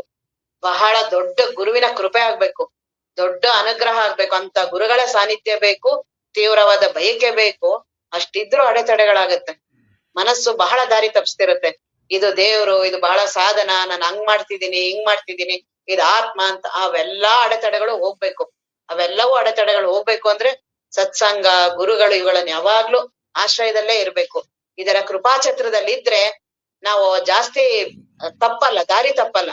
ಆ ಮಾರ್ಗ ನಾವು ತಪ್ಪದಂಗಾದ್ರೂ ವಾಪಸ್ ಕರ್ಕೊಂಡ್ ಬರ್ತಾರೆ ಗುರುಗಳು. ಯಾವಾಗ್ಲೂ ಅವ್ರ ಆಶೀರ್ವಾದ, ಅವರ ಕರುಣೆ, ಅವ್ರ ಇದು ಯಾವಾಗ್ಲೂ ನಮ್ಮ ಬೆನ್ನಟ್ಟಿ ಇದ್ದೇ ಇರುತ್ತೆ, ಅದೆಲ್ಲೂ ಹೋಗೋದಿಲ್ಲ. ಯಾರಿಗೆ ಗುರುಗಳು ನನಗಿಲ್ಲ ಅಂತ ಅನ್ಸುತ್ತೆ ಅವ್ರಿಗೆ ಗುರುಭಕ್ತಿ ಕಡಿಮೆ ಆಗಿದೆ ಅಂತ ತಿಳ್ಕೊಬೇಕು. ಯಾಕೋ ನನ್ ಗುರುಗಳ ಇದಾಗ್ತಿಲ್ಲ, ನನ್ ಗುರುಭಕ್ತಿ ಕಡಿಮೆ ಇದೆ. ಯಾರು ಗುರುಭಕ್ತಿ ಮಾಡ್ತಾರೆ, ಯಾರು ಗುರುಗಳು ಹೇಳಿರುವ ರೀತಿ ಬದುಕನ್ನ ಬದುಕ್ತಾರೆ, ಅವ್ರಿಗೆಲ್ಲೂ ಗುರುಗಳಿಲ್ಲ ಅಂತ ಅನ್ಸಲ್ಲ. ಅವ್ರಿಗೆ ಪ್ರತಿ ಕ್ಷಣ ಅದಲ್ಲಿ ಹೇಳ್ತಾ ಇರತ್ತೆ ಒಳಗಡೆನೆ, ಗುರುಗಳು ಹಿಂಗ್ ಅಂತಿದ್ರು, ಗುರುಗಳು ಹಿಂಗ್ ಮಾಡ್ತಿದ್ರು, ಗುರುಗಳು ಹೀಗ್ ಹೇಳ್ತಾ ಇದ್ರು, ಗುರುಗಳು ಹಿಂಗ್ ಹೇಳಿದ್ದಾರೆ, ಹಿಂಗ್ ಹೇಳಿದ್ದಾರೆ. ಯಾರಿಗ ಆ ರೀತಿ ಇರುತ್ತೆ ಅವ್ರಿಗೆ ಕ್ಷಣ ಕ್ಷಣ ತೋರಿಸ್ತಿರತ್ತೆ. ಸ್ವಲ್ಪ ತಪ್ದಂಗಾದ್ರೂ ವಾಪಸ್ ಸರಿ ಆಗ್ತೀವಿ. ಮನಸ್ಸು ಬಹಳ ಆ ಕಡೆ ಈ ಕಡೆ ಆ ಕಡೆ ಎಲ್ಲಾ ಮಾಡ್ತಿರತ್ತೆ. ಅಂತಹ ಮನಸ್ಸಿಗೆ ಒಳ್ಳೆ ಆತ್ಮಜ್ಞಾನ ಆಗ್ಬೇಕಾಗಿದೆ. ಅದಕ್ಕೆ ಗುರುಗಳೇ ತಯಾರಿ ಮಾಡ್ತಾರೆ. ಅದಕ್ಕೆ ಬೇಕಾಗಿರುವ ವಾತಾವರಣ ನನಗ್ ಗೊತ್ತಾಗಲ್ಲ, ಮತ್ ಬಹಳ ದುರ್ಬಲ ಇರ್ತೀವಿ ನಾವು. ದೇಹ, ಮನಸ್ಸು, ಅಹಂಕಾರವನ್ನ, ಸಂಸಾರವನ್ನ ಮೀರೋದು ಅಷ್ಟು ಸುಲಭ ಅಲ್ಲ, ಅಷ್ಟು ಅಲ್ಲ, ಬಹಳ ಕಷ್ಟನೇ. ಒಂದ್ಸಲಿ ಒಂದ್ ಕ್ಷಣ ಕುತ್ಕೊಂಡು ನೋಡಿ ಮನಸ್ಸನ್ನ, ಪುರ್ಸೊತ್ತಿಲ್ಲ ಅದಕ್ಕೆ ಬಚಾವು. ಸುಮ್ನೆ ಆರಾಮಾಗಿ ಕುತ್ಕೊಳಕ್ಕೆ ಬಿಡುತ್ತಾ ಮನಸ್ಸು? ಎಷ್ಟು ಮಾತಾಡುತ್ತೆ, ಎಷ್ಟು ವಿಚಾರ ಮಾಡುತ್ತೆ. ಈ ಒಂದೇ ಕೇಳ್ಬೇಕಾದ್ರೂ ಮನಸ್ಸು ಸುಮ್ನಿರಲ್ಲ. ಕೇಳ್ಬೇಕಾದ್ರೆ 108 ಮಾತಾಡ್ತಿರುತ್ತೆ. ಇದನ್ ಹಿಂಗ್ ಹೇಳಿದ್ರು, ಹಂಗ್ ಹೇಳಿದ್ರು, ಆ ಕೇಳಿದ್ರು, ಅವ್ರು ಹೇಳಿದ್ರು, ಆ ಗುರುಗಳು, ಎಷ್ಟದು ಅದು ಬಹಳ ನಾನಾ ರೂಪ ತಗೊಳುತ್ತೆ ಅದು ಮನಸ್ಸು. ಮಲಗ್ದಾಗ ಒಂದು ಬಿಟ್ರೆ ಎದ್ದಾಗಿಂದ ರಾತ್ರಿವರೆಗೂ ನನ್ನನ್ನ ಅದು ಹಿಂಡಿ ಇಪ್ಪೆ ಮಾಡ್ಬಿಡುತ್ತೆ. ಅಂತಹ ಮನಸ್ಸನ್ನ ದೇವನ ಕಡೆ ತಿರುಗಿಸ್ಬೇಕಲ್ಲ, ಅದಕ್ಕೆ ಸತ್ಸಂಗ, ಗುರುವಿನ ಕರುಣೆ ಅವೆಲ್ಲವೂ ಬೇಕು. ಅದು ಇವತ್ತಿಂದ ನಮ್ಮ ಜೀವನ ಇನ್ನೂ ಅತ್ಯದ್ಭುತವಾಗಿ ಜ್ಞಾನಕ್ಕಾಗಿ, ಗುರುವಿಗಾಗಿ ಪೂರ್ತಿ ಸಮರ್ಪಣೆ ಮಾಡೋದು, ಇದೇ ಅತ್ಯಂತ ಶ್ರೇಷ್ಠ. ಹೊಸ ವರ್ಷ ಅಂದ್ರೇನು? ದೇವನಿಗಾಗಿ ಬದುಕನ್ನ ಯಾರು ಇಡ್ತೀವಿ ಅದೇ ಹೊಸ ಬದುಕೋದು. ಇಲ್ಲಿಯವರೆಗೂ ಏನ್ ಬದುಕಿದೆಯಲ್ಲ ಮಾಮೂಲ ಸಾಮಾನ್ಯ ಬದುಕು. ಯಾರು ದೇವನಿಗಾಗಿ, ಗುರುವಿಗಾಗಿ, ಆತ್ಮಜ್ಞಾನಕ್ಕಾಗಿ ಇನ್ಮೇಲೆ ಅದನ್ ಬಿಟ್ಟು ನಾನ್ ಮಾಡಲ್ಲ ಅನ್ನುವ ತೀವ್ರವಾದ ಶ್ರದ್ಧೆಯನ್ನ ಇಟ್ಟು ಮಾಡ್ತೀವಿ, ಇದು ಹೊಸ ವರ್ಷ ಪ್ರಾರಂಭ. ಅಂತಹ ಈ ಯುಗಾದಿಯಲ್ಲಿ ಇಲ್ಲಿ ಮೈಸೂರಲ್ಲೆಲ್ಲ ಕೆಲವು ಪಂಚಾಂಗವನ್ನ ಓದ್ತಾರೆ. ಇವತ್ತು ಎಲ್ಲಾ ಕಡೆ ಓದ್ತಾರೆ ಈ ಪಂಚಾಂಗ. ಇವತ್ತು ಹೊಸ ವರ್ಷದ ಪಂಚಾಂಗ. ನಾವೇನ್ ಅನ್ಕೊಂಡಿದೀವಿ ಪಂಚಾಂಗ ಅಂದ್ರೆ ಈ ಜಾತಕ ಎಲ್ಲ ನಕ್ಷತ್ರ. ಪಂಚಾಂಗ ಅಂದ್ರೆ ಅಲ್ಲಿ ತಿಥಿ, ವಾರ, ನಕ್ಷತ್ರ, ಯೋಗ, ಕರಣ ಅಂತ ಈ 5 ಭಾಗ ಇದೆ. ಅವೆಲ್ಲವೂ ಏನ್ ಮಾಡುತ್ತೆ, ತಿಥಿ ಅಂದ್ರೆ ಈ ಚಂದ್ರ ಮತ್ತೆ ಸೂರ್ಯರ ಮಧ್ಯ ಏನು ನಿರ್ಧಾರ ಆಗುತ್ತಲ್ಲ ಆ ಕಾಲಮಾನಗಳು. ಈ ಪಂಚಾಂಗದಲ್ಲೇ ಒಂದು ಜ್ಯೋತಿಷ್ಯ ಅಂತ ಬರುತ್ತೆ, ಕಾಲ ಜ್ಯೋತಿಷ್ಯ. ಆ ಜ್ಯೋತಿಷ್ಯ ಆ ತಪ್ಪಿಂದ ಎಲ್ಲರಿಗೂ ಪಂಚಾಂಗ ತಪ್ಪು ಅಂತ ಅನ್ಸಿದೆ. ಜ್ಯೋತಿಷ್ಯದವ್ರು ತಪ್ಪು ಹೇಳ್ತಾರೆ, ಅವೆಲ್ಲ ನಡೆದು ಬಿಡುತ್ತಾ ಹಾಗೆ ಹೇಗೆ ಅಂತ. ಆದ್ರೆ ಪಂಚಾಂಗ ಅಂದ್ರೆ ಹಾಗಲ್ಲ. ನಮ್ಮ ಹಿಂದೂ ಧರ್ಮದಲ್ಲಿ ಬೆಳಗ್ಗೆ ಈಗ್ಲೂ ಎಲ್ಲಾ ದೇವಸ್ಥಾನಗಳು ಎಲ್ಲವೂ ಮತ್ತೆ ನಮ್ಮ ಪ್ರತಿಯೊಂದು ಮನೆಯಲ್ಲಿ ಮಾಡುವ ಕಾರ್ಯಗಳೆಲ್ಲ ಹಿಂದೂ ಪಂಚಾಂಗದಂಗೆ ಮಾಡೋದು. ಇವತ್ತು ಎಷ್ಟು ಗಂಟೆಗೆ ಬೆಳಗ್ಗೆ ನಾವ್ ಯಾವ್ದೋ ಶುಭ ಕಾರ್ಯ, ಮದುವೆ ಕಾರ್ಯ, ಗೃಹ ಕಾರ್ಯಗಳು, ಯಾವ್ದೇ ಕಾರ್ಯ ಮಾಡೋದಿದ್ರು ನಮ್ ಹಿಂದೂ ಪಂಚಾಂಗ. ಆ ಹಿಂದೂ ಪಂಚಾಂಗ ಇವತ್ತಿಂದ ಪ್ರಾರಂಭ ಆಗುತ್ತೆ. ಇವತ್ತಿಂದ ತಿಥಿ ಇವತ್ತು ಯುಗಾದಿ, ಚೈತ್ರ ಮಾಸ.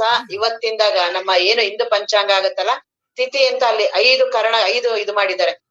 ಅದನ್ನ ಯಾಕೆ ಓದ್ತಾರೆ ಅಂದ್ರೆ, ಮೊದಲಿನ ಕಾಲದಲ್ಲಿ ಎಲ್ಲರೂ ನಮ್ಮ ದೇಹಾದಿಗಳೆಲ್ಲ ಪ್ರಕೃತಿಯ ಮೇಲೆ ನಿರ್ಮಿತ. ಆ ಪ್ರಕೃತಿಯಲ್ಲಿ ಏನೇನ್ ಬದಲಾವಣೆ ಆಗತ್ತೆ ಅದು ಪಂಚಾಂಗ. ಪಂಚಾಂಗ ಅಂದ್ರೆ ಬೇರೆ ಅಲ್ಲ, ಈ ಪ್ರಕೃತಿಯ ಬಗ್ಗೆನೇ ಹೇಳೋದದು. ತಿಥಿಗಳಾಗ್ಲಿ, ವಾರಗಳಾಗ್ಲಿ, ನಕ್ಷತ್ರಗಳು, ಯೋಗ, ಕರಣ ಅವೆಲ್ಲ ಏನ್ ಹೇಳ್ತಾರಲ್ಲ ಅವೆಲ್ಲವೂ ಪ್ರಕೃತಿದು. ಇಡೀ ನಮ್ಮ ಜಗತ್ತಲ್ಲಿ ಏನೇನಿದೆಯಲ್ಲ ನಕ್ಷತ್ರಗಳು, ಸೂರ್ಯ ಚಂದ್ರಾದಿಗಳು, ಅವುಗಳ ಚಲನೆಗಳನ್ನ ಆ ಪಂಚಾಂಗದಲ್ಲಿ ಹೇಳ್ತಾರೆ. ಅವುಗಳನ್ನ ಮೊದಲು ರೈತರಾಗ್ಲಿ ಎಲ್ಲರೂ ಆಗ್ಲಿ ಅಲ್ಲಿ ಕೇಳ್ತಾ ಇದ್ರು ಅದನ್ನ.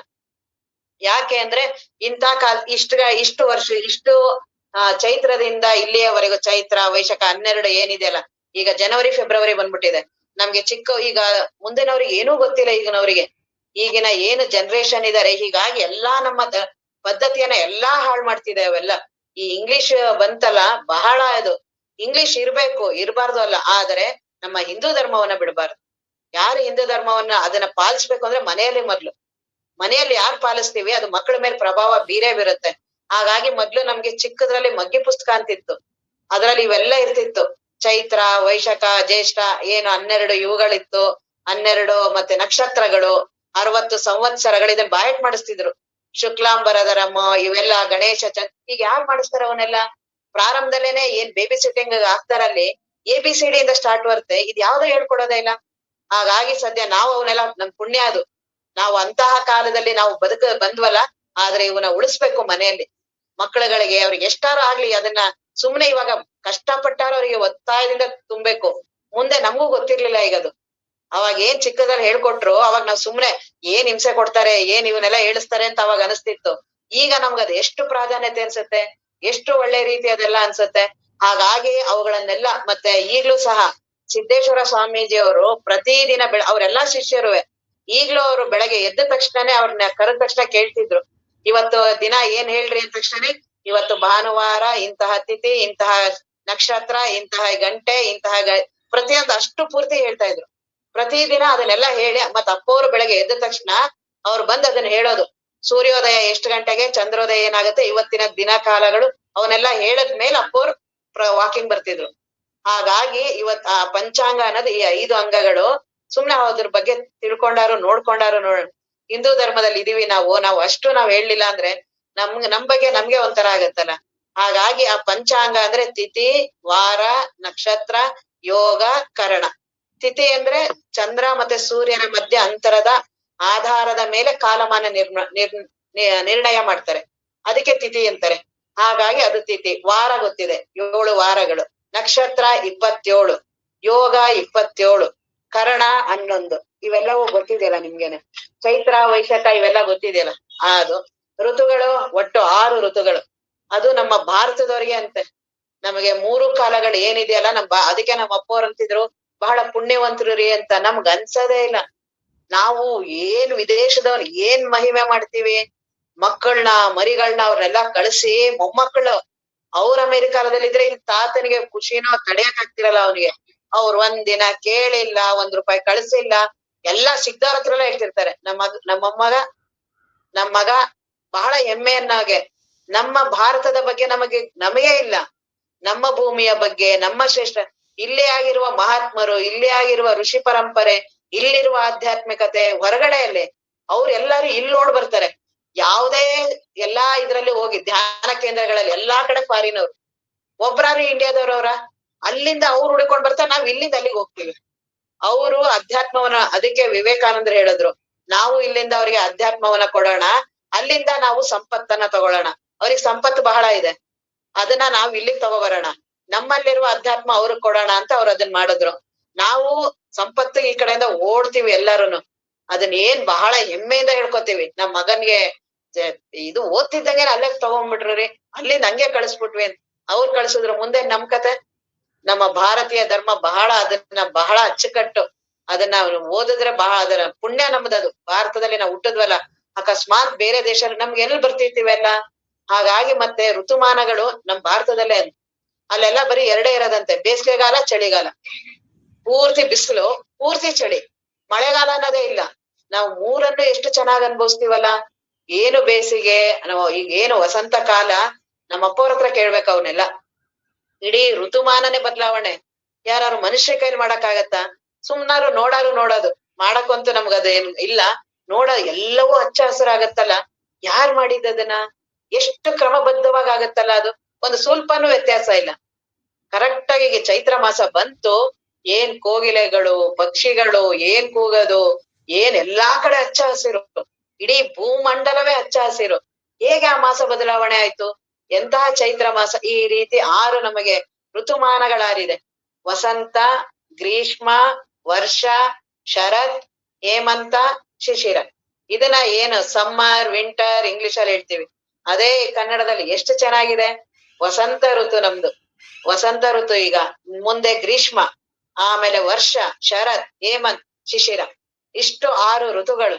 ಮತ್ತೆ 2 ಉತ್ತರಾಯಣ, ದಕ್ಷಿಣಾಯಣ, ಈ ರೀತಿ 2.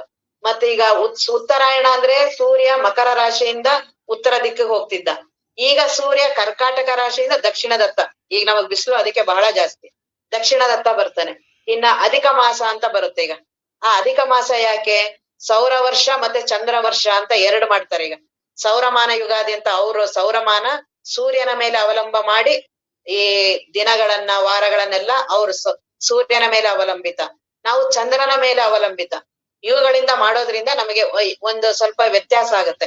ಆ ಚಂದ್ರನಿಗೂ ಸೂರ್ಯನಿಗೂ ವ್ಯತ್ಯಾಸ ಆಗುತ್ತಲ್ಲ, ಇದಕ್ಕೆ ಅಧಿಕ ಮಾಸ. ಇದು 3 ವರ್ಷಕ್ಕೊಂದ್ಸಲಿ ಬರುತ್ತೆ. ಅವಾಗ ಅದನ್ನ ಬ್ಯಾಲೆನ್ಸ್ ಮಾಡ್ತಾರೆ.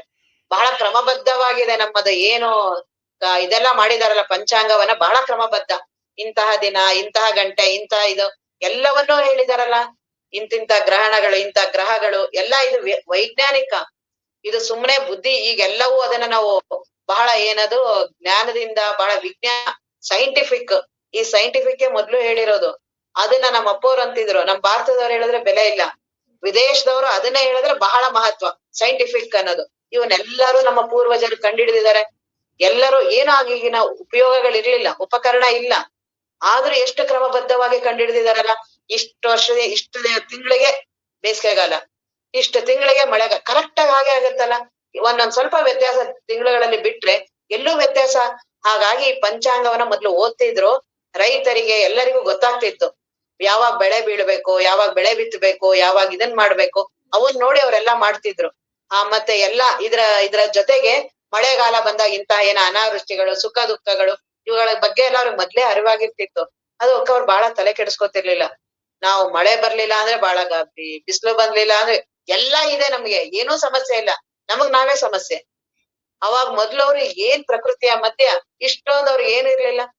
ಏನ್ ಪ್ರಕೃತಿಯ ಮಧ್ಯೆ ಏನ್ ಆರಾಮಾಗಿ ಇಷ್ಟೊಂದು ಅನುಕೂಲತೆಗಳು ಇಲ್ಲ, ಅವ್ರಿಗೆ ಬೇಕಾಗೇ ಇಲ್ಲ. ಅವ್ರ ಆರಾಮಿದ್ರು, ನಾವ್ ಆರಾಮಿದೀವೋ? ನಾವ್ ಹೊರಗಡೆ ಎಲ್ಲ ಅನುಕೂಲತೆಗಳು ಜಾಸ್ತಿ, ಮನಸ್ಸು ಬಹಳ ದುಃಖಿತ. ಏನ್ ಮಾಡಿದ್ರು ಒಂದ್ ಸಣ್ಣದು, ಮೊದ್ಲು ಚಿಕ್ಕದ್ರಲ್ಲಿ ಇದ್ದಾಗ ಒಂದು ಚಿಕ್ಕ ಸಾಮಾನ್ ಏನಾದ್ರು ತಂದ್ರೆ ಸಾಕು ಮನೇಲಿ, ಎಲ್ಲಾ ಮನೇಲೆಲ್ಲ ಇಟ್ಟು ಒಂದ್ ಟಿವಿ ತಂದ್ರಂತೂ ಇಡೀ ಬೀದಿಯವ್ರನ್ನೆಲ್ಲ ಕರಿತಿದ್ವಿ. ಅದು ಪೂಜೆ ಮಾಡಿ ಎಲ್ಲಾರ್ಗು ಪುರಿ ಹಂಚಿ, ಸ್ವೀಟ್ ಹಂಚಿ, ಏನ್ ಖುಷಿ. ಒಂದ್ ರೇಡಿಯೋ, ಬಹಳ ಖುಷಿ ಪಡ್ತಿದ್ವಿ ಸಣ್ಣ ಸಣ್ಣದು.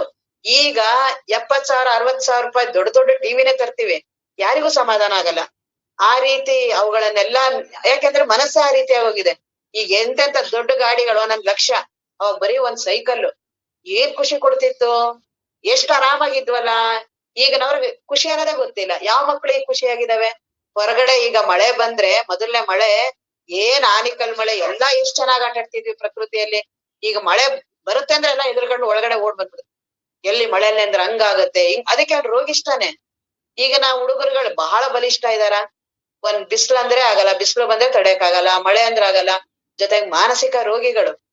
ಏನ್ ಬೆಂಗಳೂರಲ್ಲಿ ಏನ್ IT BT ಎಲ್ಲರೂ ಇದಾರಲ್ಲ, ಬಹಳ ಆರೋಗ್ಯವಂತರ. ಅದೇ ಮೊದಲಿನವ್ರು ಏನಿದಾರೆ, ಏನೂ ಇರ್ಲಿಲ್ಲ. ಏನ್ ತಡಿತಾ ಇದ್ರು, ಏನ್ ಕಷ್ಟ ಸುಖ ಎಂತನಾದ್ರು ಬರ್ಲಿ, ಆ ದೊಡ್ಡವರು ಮನೇಲಿ ಹಿರಿಯರ್ ಅಂತ ಇರ್ತಿದ್ರೆ ಅದೇನ್ ಬಿಡು ದೊಡ್ಡ ವಿಷಯ. ಇನ್ ಓದೋದಕ್ಕಿದಂತೂ ಫುಲ್ ಆರಾಮು. ಫೇಲ್ ಆಗಿದೆ ಬಿಡು, ಮುಂದಿನ ವರ್ಷ ಓದಿದ್ರಾಯ್ತು, ಏನಂತ ದೊಡ್ಡದು. ಈಗ 100ಕ್ಕೆ 99 ತಗೊಬಂದ್ರುನು ಸಮಾಧಾನ ಇಲ್ಲ. ಬರೀ ಮನಸ್ಸಿನ ಇವು ಬಹಳ ವೀಕ್ ಆಗಿದೆ, ಬಹಳ ದುರ್ಬಲ ಮನಸ್ಸು. ಹೋಗ್ಲಿ, ಅಷ್ಟೊಂದೆಲ್ಲಾ ಮಾಡಿ ಮಾಡಿ ಕೊನೆಗೆ ಏನಾಗ್ಬೇಕು ಅಂತಿದ್ದಾನೆ ಅದು ಗೊತ್ತಿಲ್ಲ. ಬಹಳ ತೀವ್ರವಾಗಿ ಹೋಗ್ತಾ ಇರೋದೆಲ್ಲ. ಜೀವನವನ್ನೇ ಅನುಭವಿಸ್ದೆ ಏನ್ ತಗೊಂಡ್ ಏನ್ ಮಾಡೋದು? ಅದಕ್ಕೆ ನಮ್ಮ ಅಪ್ಪ ಅವ್ರಿಗೆ ಜೀವನಕ್ಕೆ ಬಹಳ ಮಹತ್ವ ಕೊಡ್ತಿದ್ರು. ಜೀವನವನ್ನ ಅನುಭವಿಸೋದು ಈ ಹಬ್ಬಗಳಿಂದ. ಇಂತಹ ಹಬ್ಬಗಳನ್ನ ಮಾಡ್ಬೇಕು. ಆ ಹಬ್ಬಗಳಿಂದ ಮನೆಯಲ್ಲೇ ಒಂದು ವಾತಾವರಣ, ಮನೆಯಲ್ಲೆಲ್ಲ ಒಬ್ರಿಗೊಬ್ರು ಎಲ್ಲಾರು ಊಟ ಮಾಡಿ ನಕ್ಕು ನಲಿದು ಒಂದಿನ ಎಲ್ಲ ಎಷ್ಟ್ ಚೆನ್ನಾಗಿರುತ್ತಲ್ಲ. ಅದೇ ಈ ಕೆಲ್ಸಕ್ ಹೋಗೋರ್ಗೆ IT BT ಅವಕ್ ಅದ್ರದ್ದು ಗಂಧನೇ ಗೊತ್ತಿಲ್ವಲ್ಲ. ಹಾಗಾಗಿ ಇವುಗಳನ್ನ ಮಾಡ್ಬೇಕು. ಇವೆಲ್ಲವೂ ನಮ್ಮ ಪೂರ್ವಜರು, ನಮ್ಮ ಹಿಂದೂ ಧರ್ಮ ಅತ್ಯಂತ ಶ್ರೇಷ್ಠ. ಅಂತಹ ಯುಗಾದಿ ಮತ್ತೆ ಇನ್ನೊಂದು ಶೂನ್ಯ ಮಾಸ ಅಂತ ಒಂದ್ ಬರುತ್ತೆ. ಅವೆಲ್ಲವೂ ಈ ಆಷಾಢ ಮಾಸ ಮತ್ತೆ ಈ ಪುಷ್ಯ ಮಾಸ, ಇಂತಹ ಟೈಮಲ್ಲಿ ಕೆಲವು ಒಳ್ಳೆಯ ಕಾರ್ಯಗಳನ್ನ ಮಾಡ್ಬಾರ್ದು, ಅದು ಶೂನ್ಯ ಮಾಸ ಅಂತ ಆ ರೀತಿ. ಸಂವತ್ಸರಗಳು 60 ಪ್ರಭವದಿಂದ ಸ್ಟಾರ್ಟ್ ಆಗುತ್ತೆ ಅಕ್ಷಯದವರೆಗೂ. 60 ಸಂವತ್ಸರಗಳೇ ನಮ್ಮ ಜೀವನ. ಈಗ 40ನೇದಂತಿದು. ಇವಾಗ ನಾವು ಇವತ್ತು ಏನ್ ಮಾಡ್ತಿದ್ದೇವಲ್ಲ ಇದು 40ನೇದು. 39ನೇದು ವಿಶ್ವಾವಸು ಸಂವತ್ಸರ. ಈಗ ಹೋಯ್ತಲ್ಲ ಅದು ವಿಶ್ವಾವಸು. ಇವತ್ತು ಪರಾಭವ. ಎಂತೆಂತ ಹೆಸರು, ಎಷ್ಟು ಶ್ರೇಷ್ಠವಾದ ಅವೆಲ್ಲ ಋಷಿಗಳು ಇಟ್ಟಿರೋದು. ಮಾಮೂಲಿ ಸಾಮಾನ್ಯರ ಕೈಲೆಲ್ಲ ಇವೆಲ್ಲ ಆಗೋದು ಇಲ್ಲ. ಈ ಪರಾಭವ ಅಂದ್ರೆ ಯಾವುದು ನಮಗೆ ಇದಿದೆಯಲ್ಲ ಅವುಗಳನ್ನೆಲ್ಲ ಪರಾಭವ ಮಾಡೋದು. ಅಂತಹ ಸಂವತ್ಸರ ಚೈತ್ರ ಶುಕ್ಲ ಪ್ರತಿಪದೆ ಇವತ್ತಿಂದ. ಹಾಗಾಗಿ ಇಂತಹ ಸೌರಮ ಚಂದ್ರಮಾನ ಯುಗಾದಿ ಇವತ್ತಿನ ದಿನ ರತ್ನ ಪಕ್ಷಿ ನೋಡ್ಬೇಕಂತೆ. ಈ ಕಡೆ ರತ್ನ ಪಕ್ಷಿ ಎಲ್ಲ ಇಲ್ಲಿ ಏನ್ ಪಕ್ಷಿಗಳೇ ಕಡಿಮೆ ಇಲ್ಲಿ. ಆ ಕಡೆ ಎಲ್ಲ ನಿಮ್ ಉತ್ತರ ಕರ್ನಾಟಕದಲ್ಲಿ ಇರುತ್ತೆ, ಮತ್ ಕೆಲವು ಕಡೆ ರಾಮಕೃಷ್ಣಾಶ್ರಮದಲ್ಲೆಲ್ಲ ನೋಡಿದ್ವಿ. ಸುತ್ತೂರಲ್ಲಿ ಎಲ್ಲಿ ಮರ ಗಿಡಗಳು ಬಹಳ ಇರುತ್ತೆ ಅಲ್ಲಿ ರತ್ನ ಪಕ್ಷಿ ಇವತ್ತಿನ ದಿನ ನೋಡ್ತಾರೆ. ಇವತ್ತಿನ ದಿನಾನೇ ಸದಾಶಿವ ಗುರುಗಳು ಮತ್ತೆ ಸಿದ್ದೇಶ್ವರ ಸ್ವಾಮೀಜಿಯವರು ಅವ್ರ ನಕ್ಷತ್ರ ಫಾರಮಿಗೆ ಬಂದಿದ್ರು. ಅವಾಗ ಬೆಟ್ಟ ಹತ್ತಿ ಬರ್ಬೇಕಾದ್ರೆ ಒಂದು ರತ್ನ ಪಕ್ಷಿ ಕೂತಿತ್ತಂತೆ. ಅವಾಗ ಸಿದ್ದೇಶ್ವರ ಸ್ವಾಮೀಜಿಯವರು ಸದಾಶಿವ ಗುರುಗಳಿಗಂದ್ರಂತೆ, ನೋಡ್ರಿ ಅಲ್ಲಿ ರತ್ನ ಪಕ್ಷಿ ನೋಡ್ರಿ, ಇವತ್ತಿಂದ ನಿಮ್ ಜೀವನ ಬಹಳ ಚೆನ್ನಾಗಾಗತ್ತೆ, ಸಮೃದ್ಧಿ ಆಗತ್ತೆ ಅಂತ ಅದನ್ನ ನೋಡಿದ್ರೆ ಅಂತ ಅವ್ರು ಹೇಳಿದ್ರಂತ. ಅದನ್ನ ಯಾವಾಗ್ಲೂ ಅದನ್ನ ಹೇಳ್ತಿದ್ರು. ಇವತ್ತಿನ ದಿನ ಬಹಳ ಜನ ಈ ರತ್ನ ಪಕ್ಷಿಯನ್ನ ನೋಡ್ತಾರೆ. ಅಂತಹ ಯುಗಾದಿ ಹಬ್ಬದ ಶುಭಾಶಯಗಳು ನಿಮ್ಮೆಲ್ಲರಿಗೂ. ಇನ್ನ ಇವತ್ತು ಸೂತ್ರವನ್ನ ಪ್ರಾರಂಭ ಮಾಡೋಣ. ನಂಬೋ ನೀನೆ ನಿತ್ಯ ಬೋಧನೆಂಬ ನಿಗಮವನ್ನು ಇನ್ನು ಹಂಬಲಿಸದಿರು, ಮುಕ್ತಿಯಂಬಯಸಿ ಬೇರೆ ಯೋಗಿ. ನಂಬು, ನೀನು ಆತ್ಮವಸ್ತುವೇ ಅನ್ನೋದನ್ನ ನಂಬು. ಸುಮ್ನೆ ಯಾಕೆ ಹಂಬಲಿಸ್ಬೇಡ ಯಾವ್ದೇದೋ ಅದನ್ನ. ಇದಕ್ಕೆ ಬಹಳ ಪರದಾಡ್ತೀಯಲ್ಲ ಆತ್ಮಜ್ಞಾನಕ್ಕೆ, ತುಂಬಾ ಏನು ಪರದಾಡ್ಬೇಡ. ಅಲ್ಲೇ ಇದೆಯಾ, ಅದೇ ವಸ್ತುವಿನ ಆಧಾರದಲ್ಲಿ ಇದೆಯಾ, ಅದನ್ನ ಬಹಳವಾಗಿ ಶ್ರದ್ಧೆಯಿಂದ ನಂಬು. ಅವ್ರು ನಂಬು ಅಂತಾರೆ. ನಾವ್ ಆಗ್ಲೇ ಬಹಳ ಬೇರೆ ನಂಬಿಟ್ಟಿದೀವಿ. ದೇಹ ನಂಬಿಟ್ಟಿದೀವಿ, ಮನಸ್ ನಂಬಿದೀವಿ, ದುಡ್ಡು ನಂಬಿದೀವಿ, ಹೆಂಡತಿ ಮಕ್ಳು ನಂಬಿದೀವಿ, ಕಟ್ಟಿರೋ ಮನೆ ನಂಬಿದೀವಿ, ಯಾವ್ದೇವ್ ನಂಬಿದೀವೋ ಗೊತ್ತಿಲ್ಲ. ಕೊನೆ ನಾವ್ ಸಾಕಿರೋ ನಾಯಿ ನಂಬಿದೀವಿ. ಈಗೆಲ್ಲಾರು ಹಂಗೆ ಅಂತಾರಲ್ಲ, ಈಗ ಮಕ್ಳುಗಳು ಬೇಡ, ಮಕ್ಳು ನಂಬಕ್ಕಾಗಲ್ಲ, ಮಕ್ಳುಗಳೆಲ್ಲ ಈಗ ಸರಿಯಲ್ಲ. ಅದ್ರಿಗಿಂತ ಇದು ವಿಶ್ವಾಸ ಇರುತ್ತೆ ನಾಯಿ, ಅದು ತುಂಬಾ ಅಂತ ಅದ್ರ ಮೇಲೆ ನಂಬಿಕೆ ಇದೆ. ಹಿಂಗ್ ನಮ್ ಜೀವನ ಯಾವ್ದಾವ್ದನೋ ನಂಬಿಟ್ಟಿದೀವಿ, ಎಲ್ಲೆಲ್ಲೋ ನಂಬಿಟ್ಟಿದೀವಿ. ದೇವ್ರ ನಂಬು ಅದಕ್ಕೆ ಅದು ಅರ್ಥ ಆಗ್ತಿಲ್ಲ. ಅವ್ರು ಬ್ರಹ್ಮ ವಸ್ತು ನಂಬು ನಾವ್ ಆಗ್ಲೇ ದುಡ್ಡನ್ ಮೇಲೆ ಬಹಳ ನಂಬಿಕೆ. ಅದ್ರಷ್ಟು ನಂಬಿಕೆ ಯಾರ ಮೇಲೂ ಇಲ್ಲ. ಸುಮ್ನೆ ನಂಬುದವ್ರಂಗ್ ಮಾಡ್ತಿರ್ತೀವಿ ಗುರುಗಳನ್ನ, ದೇವ್ರನ್ನ. ಅವ್ರು ಅಂತಾರೆ, ನೋಡಪ್ಪ ನಾನ್ ಗುರುಗಳಿದ್ದೀನಿ, ಇವನ್ನೆಲ್ಲಾ ಬಿಟ್ಬಿಟ್ಟು ನೀನ್ ನನ್ನ ಹತ್ರ ಬರ್ತೀಯಪ್ಪ ಅಂತಂದ್ರೆ ಹೋಗ್ತೀವ? ಇಲ್ಲ ಗುರುಗಳೇ, ಹೌದು ಬರ್ತೀವಿ, ನಮಸ್ಕಾರ ಹೋಗ್ಬಿಟ್ ಬರ್ತೀವಿ. ನೀವ್ ಗುರುಗಳೇ ಯಾಕ್ ಬೇಕು? ದುಡ್ಡು ಚೆನ್ನಾಗಕ್ಕೆ ಗುರುಗಳೇ ಯಾಕ್ ಬೇಕು? ಹೆಂಡತಿ ಮಕ್ಳು ಸರಿ ಇಲ್ಲ, ಅವ್ರದ್ದು ಬುದ್ಧಿ ಇಲ್ಲ, ಜೀವನ ಸರಿ ಇಲ್ಲ, ಅವ್ರನ್ ಸರಿ ಮಾಡಕ್ಕೆ ಅದಕ್ ಗುರುಗಳು ಬೇಕೇ ಹೊರ್ತು ನಾನ್ ಅವನ್ನೆಲ್ಲ ಬಿಟ್ಟು ನಿಮ್ ಹತ್ರ ಬಂದ್ ಏನ್ ಮಾಡೋದು? ಅದಕ್ಕೆ ಸದಾಶಿವ ಗುರುಗಳು ಒಂದು ಕತೆ ಹೇಳ್ತಿದ್ರು. ಒಬ್ಬ ಮುದುಕ ಇದ್ದ, ಅವನನ್ ಮಗು ಸಾಕಿದ್ದ. ತಾಯಿ ಏನೋ ಸತ್ತೋಗಿದ್ರು, ತಾನೇ ಬಹಳ ಕಷ್ಟಪಟ್ಟು ಮಗುನ ಚೆನ್ನಾಗಿ ಓದಿಸ್ತಾ. ಅವನು ರೈತ, ಬಹಳ ಚೆನ್ನಾಗೆಲ್ಲ ಓದಿಸಿ ಅವನು ದೊಡ್ಡ ಅಧಿಕಾರಿನೂ ಮಾಡ್ದ. ಕೊನೆಗೆ ಇನ್ನೇನು ಎಲ್ಲಾ ಬಹಳ ಚೆನ್ನಾಗ್ ಓದಿದಾನೆ ಅಂತ ಒಳ್ಳೆಯ ಮನೆತನ, ಶ್ರೀಮಂತರ ಮನೆತನದ ಹುಡುಗಿನೂ ಮದ್ವೆ ಮಾಡಿದ್ರು. ಅವ್ರು ಬಂದ ತಕ್ಷಣ ಅವಳಿಗೆ ಇವ್ರು ವಯಸ್ಸಾಗಿ, ಇವನು ರೈತ ಮುದುಕ, ಏನು ನಾಜುಕ್ತನ ಏನಿಲ್ಲ, ಅವರೆಲ್ಲ ಆಫೀಸರ್ಸ್ ತರ. ಅವಾಗ ಅವಳು ಅವ್ರ ಗಂಡನ್ಗೆ ಹೇಳಿದ್ಲು, ನಿಮ್ಮಪ್ಪ ಹಂಗ್ ನಡ್ಕೋತಾರೆ, ಅಲ್ಲಿ ಕುತ್ಕೋತಾರೆ ಬಾಕ್ಲತ್ರನೆ, ಹೆಂಗಂಗೋ ಮಾಡ್ತಾರೆ. ಅವ್ರಿಗೊಂದ್ ಆ ಕಡೆ ಕೊನೆ ರೂಮ್ ಕೂರ್ಸ್ಬಿಡು ಅವ್ರಿಗೆ. ಹಿಂಗೆ ಎಲ್ಲಾರು ನೀವ್ ಅಂದ್ರೆ ದೊಡ್ಡ ಆಫೀಸರ್ ಇರ್ತೀರಾ, ಎಂತೆಂತವ್ರು ನೋಡಕ್ ಬರ್ತಿರ್ತಾರೆ ಅಂತವ್ರ ಮುಂದೆ ಎಲ್ಲ ಅವ್ರು ಬಂದ್ರೆ ಒಂಥರ ಚೆನ್ನಾಗಿರಲ್ಲ. ಅವ್ರು ಬಂದಾಗೆಲ್ಲ ಬರದ್ ಬೇಡ, ಅವ್ರು ಆ ರೂಮ್ ಅಲ್ಲಿ ಇರ್ಲಿ, ಅವ್ರಿಗೆ ಏನ್ ಊಟ ತಿಂಡಿ ತಾನೇ ಬೇಕು ಅಲ್ಲಿಗೆ ಕಳಿಸ್ತೀನಿ ಅಂತ. ಇವ್ ಮುದ್ಕರು ಬಹಳ ಕೋಪ ಬರ್ತೀರ, ನಾನೇ ಸಾಕಿರೋದು, ನಾನು ಇವಳು ಸೊಸೆನ ಕರ್ಕೊ ಬಂದಿರೋದು, ನನಗೆ ಇವಳು ಹಿಂಗ್ ಮಾಡ್ತಾಳಂತ ಬಹಳ ಕೋಪ. ಆದ್ರೆ ಏನು ಮಾಡಕ್ ಆಗಲ್ಲ. ಮಗನೇ ಅವಳ ಕಡೆ ಇದ್ದಾಗ ಇವ್ರ ಏನ್ ಮಾಡ್ತಾನೆ? ಸುಮ್ನೆ ತಡ್ಕೊಂಡಿದ್ದ. ಕೊನೆಗೆ ಅವ್ರಿಗೊಂದ್ ಮಗುನೂ ಆಯ್ತು. ಇವನಿಗೆ ಕೆಮ್ಮು ವಯಸ್ಸಾಗಿತ್ತು, ಕೆಮ್ಮು ಸ್ಟಾರ್ಟ್ ಆಗಿತ್ತು. ಇವನಿಗೆ ಮೊಮ್ಮಗು ಬಹಳ ಪ್ರೀತಿ. ಅದನ್ನ ಏನು ಎತ್ಕೊಳಕ್ ಹೋಗೋದು, ಮಾಡಕ್ ಹೋಗೋದು. ಅವಳು ಚೆನ್ನಾಗ್ ಬೈದ್ಲು ಸೊಸೆ, ನೋಡಿ ಮೊದ್ಲೇ ನಿಮಗ್ ಬಹಳ ಕೆಮ್ಮಿದೆ, ಇದಿದೆ, ಇನ್ನೊಂದ್ಸಲ ಮಗುನ ಬಿಟ್ರೆ ಇಲ್ಲ ಮನೆಯಿಂದ ಹೊರಗಡೆ ಹಾಕ್ತಿವಿ, ಇಲ್ಲ ನೀವ್ ಇರ್ಬೇಕಾಗತ್ತೆ, ನಾವ್ ಇರ್ಬೇಕಾಗತ್ತೆ ಅಂತ ಅಂದ್ರು. ಕೇಳಲಿಲ್ಲ. ಕೊನೆಗ್ ಒಂದ್ಸಲಿ ಮಗು ಏನೋ ಹಿಂಗ್ ಹೋಗ್ತಾ ಇತ್ತು, ಅದ್ ಬೀಳತ್ತೆ ಅಂತೇನೋ ಮುದ್ಕ ಹೋಗಿ ಹಿಡಿದ್ಬಿಟ್ರು. ಮೊಮ್ಮಗು ತಡ್ಕೊಳಕ್ ಆಗಲ್ಲ, ಹೆಂಗ್ ಮಾಡೋದು? ಹಿಡಿದ್ರು. ಅವಳು ಬಂದು ಹೊಡೆದೇ ಬಿಟ್ಲು ಸೊಸೆ. ಮುದುಕನು ಬಹಳ ಇಷ್ಟು ದಿನ ಏನ್ ಕೋಪ ತಡೆದಿದ್ನಲ್ಲ, ಬಹಳ ಕೋಪ ಬಂದು ಇಡೀ ಊರನ್ನೆಲ್ಲ ಪಂಚಾಯತಿಸ್ ಕರೆದ್ಬಿಟ್ಟು ಎಲ್ಲಾರು ಸೇರಿಸ್ದ. ನೋಡಿ, ಇವಳು ಈ ಸೊಸೆನ ಕರ್ಕೊ ಬಂದಿರೋದ್ ನಾನ್ ಇರ್ಬೇಕು, ಇಲ್ಲ ಅವ್ರ ಇರ್ಬೇಕು, ಎರಡ್ರಲ್ಲಿ ಒಂದ್ ತೀರ್ಮಾನ ಮಾಡಿ ಅಂತ ಊರವ್ರನ್ನೆಲ್ಲ ಕರ್ಕೊ ಬಂದ್ರು.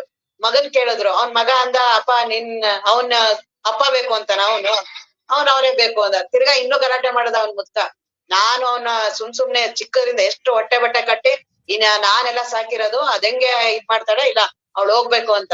ಆ ಟೈಮ್ ಒಬ್ರು ಗುರುಗಳು ಬಂದ್ರಂತೆ. ಆ ಟೈಮ್ಗೆ ಬಂದ್ ಆ ಗುರುಗಳಂದ್ರಂತೆ ಏನು ಅಂತೆಲ್ಲ ಅವ ಕತೆ ಹೇಳದ್ನಂತೆ. ಆ ಮುದುಕ ನೋಡಿ ಈ ರೀತಿ ಎಲ್ಲ ಆಗಿದೆ ಅಂತ. ಅವಾಗ ಗುರುಗಳಂದ್ರಂತೆ ಆಯ್ತು, ಎಲ್ಲಿವರೆಗೂ ಇಲ್ಲಿವರೆಗೂ ಮಾಡಿದ್ಯಾ, ಅವನ್ನೆಲ್ಲ ಬಿಟ್ಟು ಬಾ ನನ್ ಜೊತೆ ಮಠಕ್ಕೆ, ಆರಾಮಾಗಿ ಅಲ್ಲಿ ಪ್ರವಚನ ಗಿವಚನ ಕೇಳ್ಕೊಂಡು ಆರಾಮಾಗಿರುವಾಗ ಜೋರಾಗೆ ಅವ್ರ ಮೇಲೆ ಕೋಪನೆ ಮಾಡ್ಬಿಟ್ಟಂತೆ, ಜೋರ ಎಗರೇ ಬಿಟ್ಟ ಅವ್ರ ಮೇಲೆ. ಏನ್ ಹೇಳ್ತಿದ್ದೀರಾ ಗುರುಗಳೇ ನೀವು, ನಮ್ ಸಂಸಾರನ ಛಿದ್ರ ಮಾಡ್ಬೇಕು ಅಂತಿದ್ದೀರಾ, ಸಂಸಾರ ಒಂದ್ ಮಾಡಿ ಅಂತ ನಾವ್ ನಿಮ್ ಹತ್ರ ಬಂದ್ ಕೇಳಿದ್ರೆ ನೀವ್ ಬಿಟ್ಟು ಮಠಕ್ ಬಾ ಅಂತ ಹೇಳ್ತೀರಾ ಅಂತ. ಅವ್ರ ಗುರುಗಳು ನಮಸ್ಕಾರ ಮಾಡಿ ಅವರೇ ಹೊಟ್ಟೋದ್ರಂತ. ಹಂಗೆ ನಾವು ಯಾವ್ದಾವ್ದನ್ನ ನಂಬಿದೀವಿ. ಪಾಪ ಗುರುಗಳು ನಿಜಗುಣರು ಎಲ್ಲಾರುನು ನಂಬಂಗ್ ಮಾಡ್ತಿದೀವಿ. ನಮ್ಗೆ ತಪ್ಪು ಅಲ್ಲ, ನಂಬಿಕೆ ಬಂದಂಗೂ ಆಗತ್ತೆ, ಹೋದಂಗೂ ಆಗತ್ತೆ. ಇದೇ ದೊಡ್ಡ ಸಮಸ್ಯೆ ಆಗಿರೋದು. ಅವ್ರ ಪಾಪ ನಿಜಗುಣರು ಏನು ಅಂತ ಈಗಾಗಲೇ 38 ಸೂತ್ರದಿಂದ ನಂಬು ಆತ್ಮ, ನಂಬು ನಮ್ದಂಗ್ ಮಾಡ್ತೀವಿ. 3 ರೀತಿಯಾಗಿ ಆತ್ಮಜ್ಞಾನ ಅಂತೆ. ಸಡನ್ ಆಗಿ 3 ರೀತಿ ನಿದ್ರೆ ಮಾಡ್ತಿರ್ತಾರಲ್ಲ, ನಿದ್ರೆಯಿಂದ ಸಡನ್ ಆಗಿ ಅವ್ರಿಗೆ ಎಚ್ಚರ ಆಗ್ಬಿಡುತ್ತೆ, ಏನು ಅಂತ ಗೊತ್ತಿಲ್ಲ ಕಾರಣ. ಅದು ಒಂದು ರೀತಿಯಾದ ಆತ್ಮಜ್ಞಾನ. ಕೆಲವು ಸಲಿ ನಿದ್ರೆಯಲ್ಲಿ ಬಹಳ ಕೆಟ್ಟ ಕನಸು ಬರುತ್ತೆ, ಆ ಕನಸಿಗೆ ಗಾಬರಿಯಾಗಿ ಎದ್ಬಿಡ್ತೀವಿ. ಅದು 2 ರೀತಿಯಾದ ಇದು. ಇನ್ನೊಂದು 3ನೇ ರೀತಿ ಇದೆ. ನಿದ್ದೆ ಮಾಡ್ತಿರ್ತಾನಲ್ಲ, ಎದಳಿಸ್ತಾರ ಹೊರಗಡೆ ಇರೋರು, ಎದಳು ಬಹಳ ಹೊತ್ತಾಯ್ತು ಎದಳು ಅಂತ. ಎದಳ್ತಾನೆ, ತಿರ್ಗಾ ನಿದ್ದೆ ತಡೆಯಕ್ಕಾಗಲ್ಲ, ಮಲ್ಕೊಬಿಡ್ತಾನೆ. ಹಂಗೆ ಈ ಶ್ರವಣಕ್ ಬರೋರು ಕೇಳ್ದಂಗ ಹೌದು ಅನ್ಸುತ್ತೆ, ತಿರ್ಗಾ ವಾಪಸ್ ಹೋಗಿ ಮಾಡ್ಕೊಬಿಡೋದು, ತಿರ್ಗಾ ಪುನಃ ಬಂದ್ ನಾಳೆ ಎದಳಿಸ್ತಾರೆ. ದಿನಾ ಶ್ರವಣ ಕೇಳೋದು, ಮಲ್ಗೋದು. ಅದಕ್ಕೆ ಅವ್ರು ಇನ್ನೇನ್ ಮಾಡ್ತಾರೆ ನಿಜ್ಕೊಂಡ್ರು, ಆಯ್ತು ಹೆಂಗೋ ಸ್ವಲ್ಪ ಎದ್ದು ಕಣ್ಣಾರು ಬಿಡ್ತಿದಾರಲ್ಲ. ನಂಬು ನೀನೇ ನಿತ್ಯ, ನೀನ್ ಆತ್ಮ ವಸ್ತುನೇ ಇದೆಯಾ, ಬ್ರಹ್ಮ ವಸ್ತು ಇದೆಯಾ ನೀನು. ನಿಗಮವೆಲ್ಲ ಅದನ್ನೇ ಹೇಳ್ತಾ ಇರೋದು. ಯಾವ ಉಪನಿಷತ್ತುಗಳು ಅತ್ಯಂತ ಶ್ರೇಷ್ಠವಾಗಿದೆಯೋ ಆ ಉಪನಿಷತ್ ಹೇಳ್ತಿದೆ, ನೀನೇ ಆ ಬ್ರಹ್ಮ ಇದೆಯಾ, ಹಂಬಲಿಸದಿರು, ಸುಮ್ನೆ ಬಳಲಿಕೆ ಮಾಡ್ಕೋಬೇಡ, ನೀನೇ ಬಳಲಿಕೆ ಮಾಡ್ಕೋತಿದ್ಯಾ. ಮುಕ್ತಿ ಬಯಸಿ ಬ್ರಹ್ಮಜ್ಞಾನ ಬೇಕು ಅಂತೀಯ, ಯಾವ ಮಾರ್ಗದಲ್ಲಿ ಹೋಗ್ಬೇಕು ಅಲ್ಲಿ ಬಿಟ್ಟು ಎಲ್ಲೆಲ್ಲೋ ಹೋಗಿ ಯಾಕೆ ಅದು ಕಷ್ಟ ಪಡ್ತೀಯ. ಬೇರೆ ಏನೇನೋ ನೀನ್ ಭಾವಿಸಿ ತಾನಲ್ಲದ ಭೃಂಗ ಭಾವನೆಯೋಳು ಅದರಂದವನು ಅನುಮಾನವಿಲ್ಲ ಆದುದಂತೆ ಘಡಕೀಟ ಇದೊಂದು ದೃಷ್ಟಾಂತ ಹೇಳ್ತಾರೆ. ಒಂದು ಕೀಟ ಇರುತ್ತೆ, ಆ ಕೀಟವನ್ನ ಭೃಂಗ ತಗೊಂಡ್ಬರುತ್ತೆ. ಅದನ್ನ ತಗೊಂಡ್ ಬಂದು ಒಂದು ಗೂಡೊಳಗಡೆ ಇಟ್ಟು ಅದ್ರ ಸುತ್ತ ದಿನಾ ಗುಯ್ ಅಂತ ಆ ಕೀಟೆಯ ಭಯ, ಎಲ್ಲಿ ಇದನ್ನ ನನ್ನ ಸಾಯಿಸ್ಬಿಡುತ್ತೋ ಅಂತ ಹಗಲಿರುಳು ಬರೀ ಅದಕ್ಕೆ ಅದೇ ಭಯ. ಆ ಕೀಟಕ್ಕೆ, ಆ ಭಯಕ್ಕೆ ಬರೀ ಭೃಂಗದ್ದೇ ಧ್ಯಾನ. ಅದಕ್ಕೆ ಆ ಭೃಂಗದ್ದೇ ಧ್ಯಾನ ಮಾಡಿ ಮಾಡಿ ಮಾಡಿ ಕೊನೆಗೆ ಅದು ಭೃಂಗ ಆಗಿ ಆಚೆ ಬರುತ್ತಂತೆ, ಭಯದಿಂದಾನೆ. ಏನು ತನ್ನ ಸ್ವರೂಪನೇ ಅಲ್ಲ, ತಾನ್ ಕೀಟ ಆಗಿದ್ದು, ಬರೀ ಆ ಭಯದಿಂದ ಅದ್ರದ್ದು ಆಲೋಚನೆಯಿಂದ ಹಗಲಿರುಳು ಅದ್ರದೇ ಚಿಂತನ ಮಾಡಿ ಭೃಂಗ ಆಗಿ ಆಚೆ ಬರುತ್ತಂತೆ. ಅದು ಕೀಟ, ಭೃಂಗ ಅಲ್ದೇ ಇರಂತದ್ದು ಅದೇ ಆಚೆ ಬರುತ್ತೆ. ನೀನು ಬ್ರಹ್ಮ ಇದ್ದು ನೀನ್ ಬ್ರಹ್ಮ ಆಗಲ್ವಲ್ಲ, ನೀನೇ ಆ ಕೀಟಕ್ಕಿಂತ ಕಡಿಮೆ ಅಲ್ವಾ ನೀನು. ಅವ್ರು ನಿಜಗೊಂಡ್ರು ಹೇಳ್ತಿರೋದು, ನಾನಲ್ಲ. ಅರಿವೆ ನೀನಾದ ಪರಮಾತ್ಮ ತತ್ವವನ್ನು ನೀನೆಂದ ಅರಿಯಲು ಆವಾಹನೆ ಉಂಟು. ಏನ್ ಪ್ರಾಬ್ಲಮ್ ನಿನಗೆ, ಏನ್ ಸಮಸ್ಯೆ? ತ್ವಂ ಬ್ರಹ್ಮಾಸ್ಮಿ ಎಂದು ಶಾಸ್ತ್ರ ವಿಹುದಾಗಿ. ಆ ಕೀಟನೇ ಪರವಾಗಿಲ್ಲ, ಅಷ್ಟೊಂದ್ ಭಯದಿಂದನೇನೋ ಒಂದ್ ಭೃಂಗ ಆಯ್ತು. ಎಷ್ಟ್ ವರ್ಷದಿಂದ ಎಷ್ಟು ಗುರುಗಳು ಬಂದೋದ್ರು, ಸಿದ್ಧಾರೂಢರು ಬಂದೋದ್ರು, ಶಿವಾನಂದ್ರು ಬಂದೋದ್ರು, ಮಲ್ಲಿಕಾರ್ಜುನಪ್ಪ ಅವ್ರು ಬಂದೋದ್ರು, ಸಿದ್ದೇಶ್ವರ ಸ್ವಾಮೀಜಿಯವ್ರು ಬಂದೋದ್ರು, ಸದಾಶಿವ ಗುರುಗಳು ಬಂದೋದ್ರು. ಈಗ ನಾನು ಒಂದಿನ ನನ್ನ ಕಳಿಸ್ತೀನಿ, ನೀವ್ ಮಾತ್ರ ಹಂಗೇನೆ ಇದ್ರೆ ಅದ್ ಹೆಂಗೆ? ನಂಬು ಅದನ್ನ ಅಂತವ್ರು. ನಂಬು ನೀನೆ ನಿತ್ಯ ಬೋಧನೆಂಬ ನಿಗಮವನ್ನು ಹಂಬಲಿಸದಿರು, ಮುಕ್ತಿ ಎಂಬಯಸಿ ಬೇರೆ ಯೋಗಿ. ತಾನಲ್ಲದ ಭೃಂಗ ಭಾವನೆಯೋಳು ಅದರಂದವನು, ತಾನಲ್ವೇ ಇಲ್ಲ. ಆದ್ರೆ ಹೇಗೆ ನೋಡಿ, ಯದ್ಭಾವಂ ತದ್ಭವತಿ. ನೀನ್ ಬಹಳ ಸಂಸಾರ ಅಂತ ಯೋಚನೆ ಮಾಡ್ತೀಯಲ್ಲ, ಹಂಗೆ ಆಗೋಗ್ತೀಯ. ನಾನಿಲ್ಲ, ನಾನ್ಯಾಕೆ ಬ್ರಹ್ಮ, ನಾನು ಆತ್ಮ ವಸ್ತು ಅಂತ ಚಿಂತನೆ ಮಾಡಿದ್ರೆ ಹಾಗೆ ಯದ್ಭಾವಂ ತದ್ಭವತಿ. ನಾನ್ ಕೀಳು, ನಾನ್ ಇಂಥ ಜಾತಿಯವಳು, ನಾನ್ ಅಂತ ಸವಾಸನ ಮಾಡ್ಬಾರ್ದು, ಎದ್ದು ನೋಡ್ಬಾರ್ದು. ನಾನ್ ಯಾಕಿಂತ ಮನೇಲಿ ಹುಟ್ಟಿದ್ನೋ, ನನ್ಗ್ಯಾಕಿಂತ ಗಂಡ, ನನ್ಗ್ಯಾಕಿಂತ ಇಂಥ ಕಷ್ಟ, ನನಗ್ಯಾಕೆ ದೇವ್ರು ಯಾರಿಗೂ ಬಿಟ್ಟಿರೋ ನನ್ಗೆ ಯಾಕೆ ಅಂತವ್ರದ್ದು ಸವಾಸನೆ ಮಾಡ್ಬಾರ್ದು. ಅಂತದ್ ಮಾಡಿ ಮಾಡಿ ಮಾಡಿ ಮನಸ್ಸು ಬಹಳ ಕಡಿಮೆ.